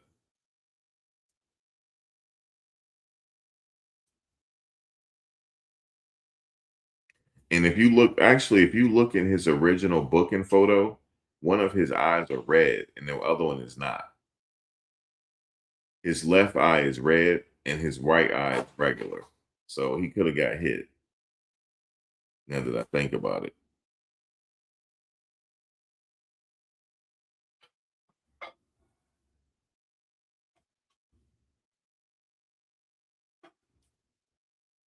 Okay, you said he had a scrap in his neck that could support the being in a headlock.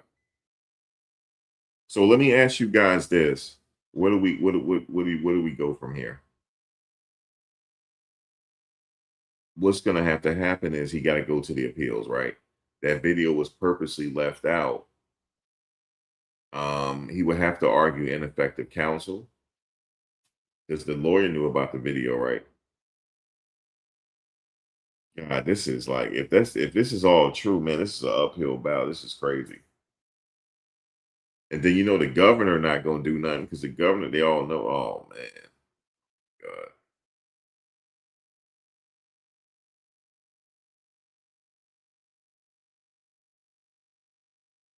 Mm.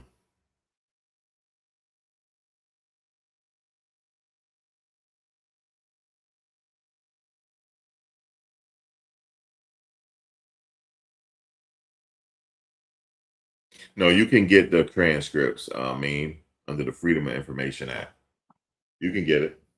You can get the transcript. It's gonna cost, but you can get it. You can get the transcript from the Diddy trial because we all had it. You can buy that still, even to this day.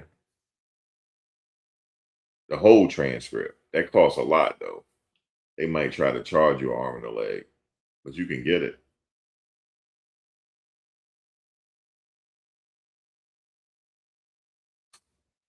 Yeah, the minute the case is closed, the ceiling is removed. We can get it now if we want.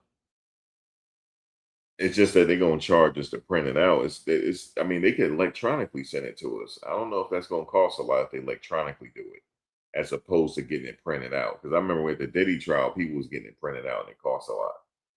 But if you just email it, it don't cost that much because it's you said Governor Abbott is the word. Yeah, it's an uphill battle at this point. Because it's a concerted effort to hide stuff, they're gonna continue. I knew that case wasn't being aired. I said, man, this something ain't right about this. Because he could have easily let us see it on Court TV or the Law and Crime Network. All these people I don't know. But I'm definitely gonna go watch her video now.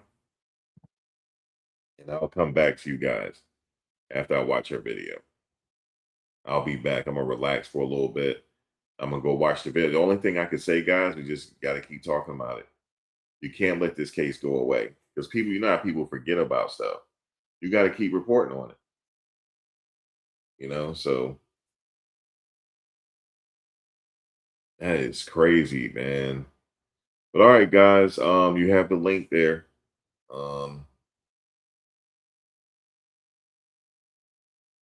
Here's the link. I'm about to go watch it. So I will talk to you guys probably tomorrow. Yeah, tomorrow for sure. Early tomorrow, I'll talk to you guys so we can go over it. If I'm depending on what games are playing for the World Cup, I'll watch that first. Then I'll come on and I will talk to you guys soon. But we're gonna go over this again, and we go watch it, and then we're all gonna cover it. We're gonna come back, and maybe I'm gonna reach out to her and figure out what we're gonna do. All right, guys, check out the video, and we go from there. All right, y'all.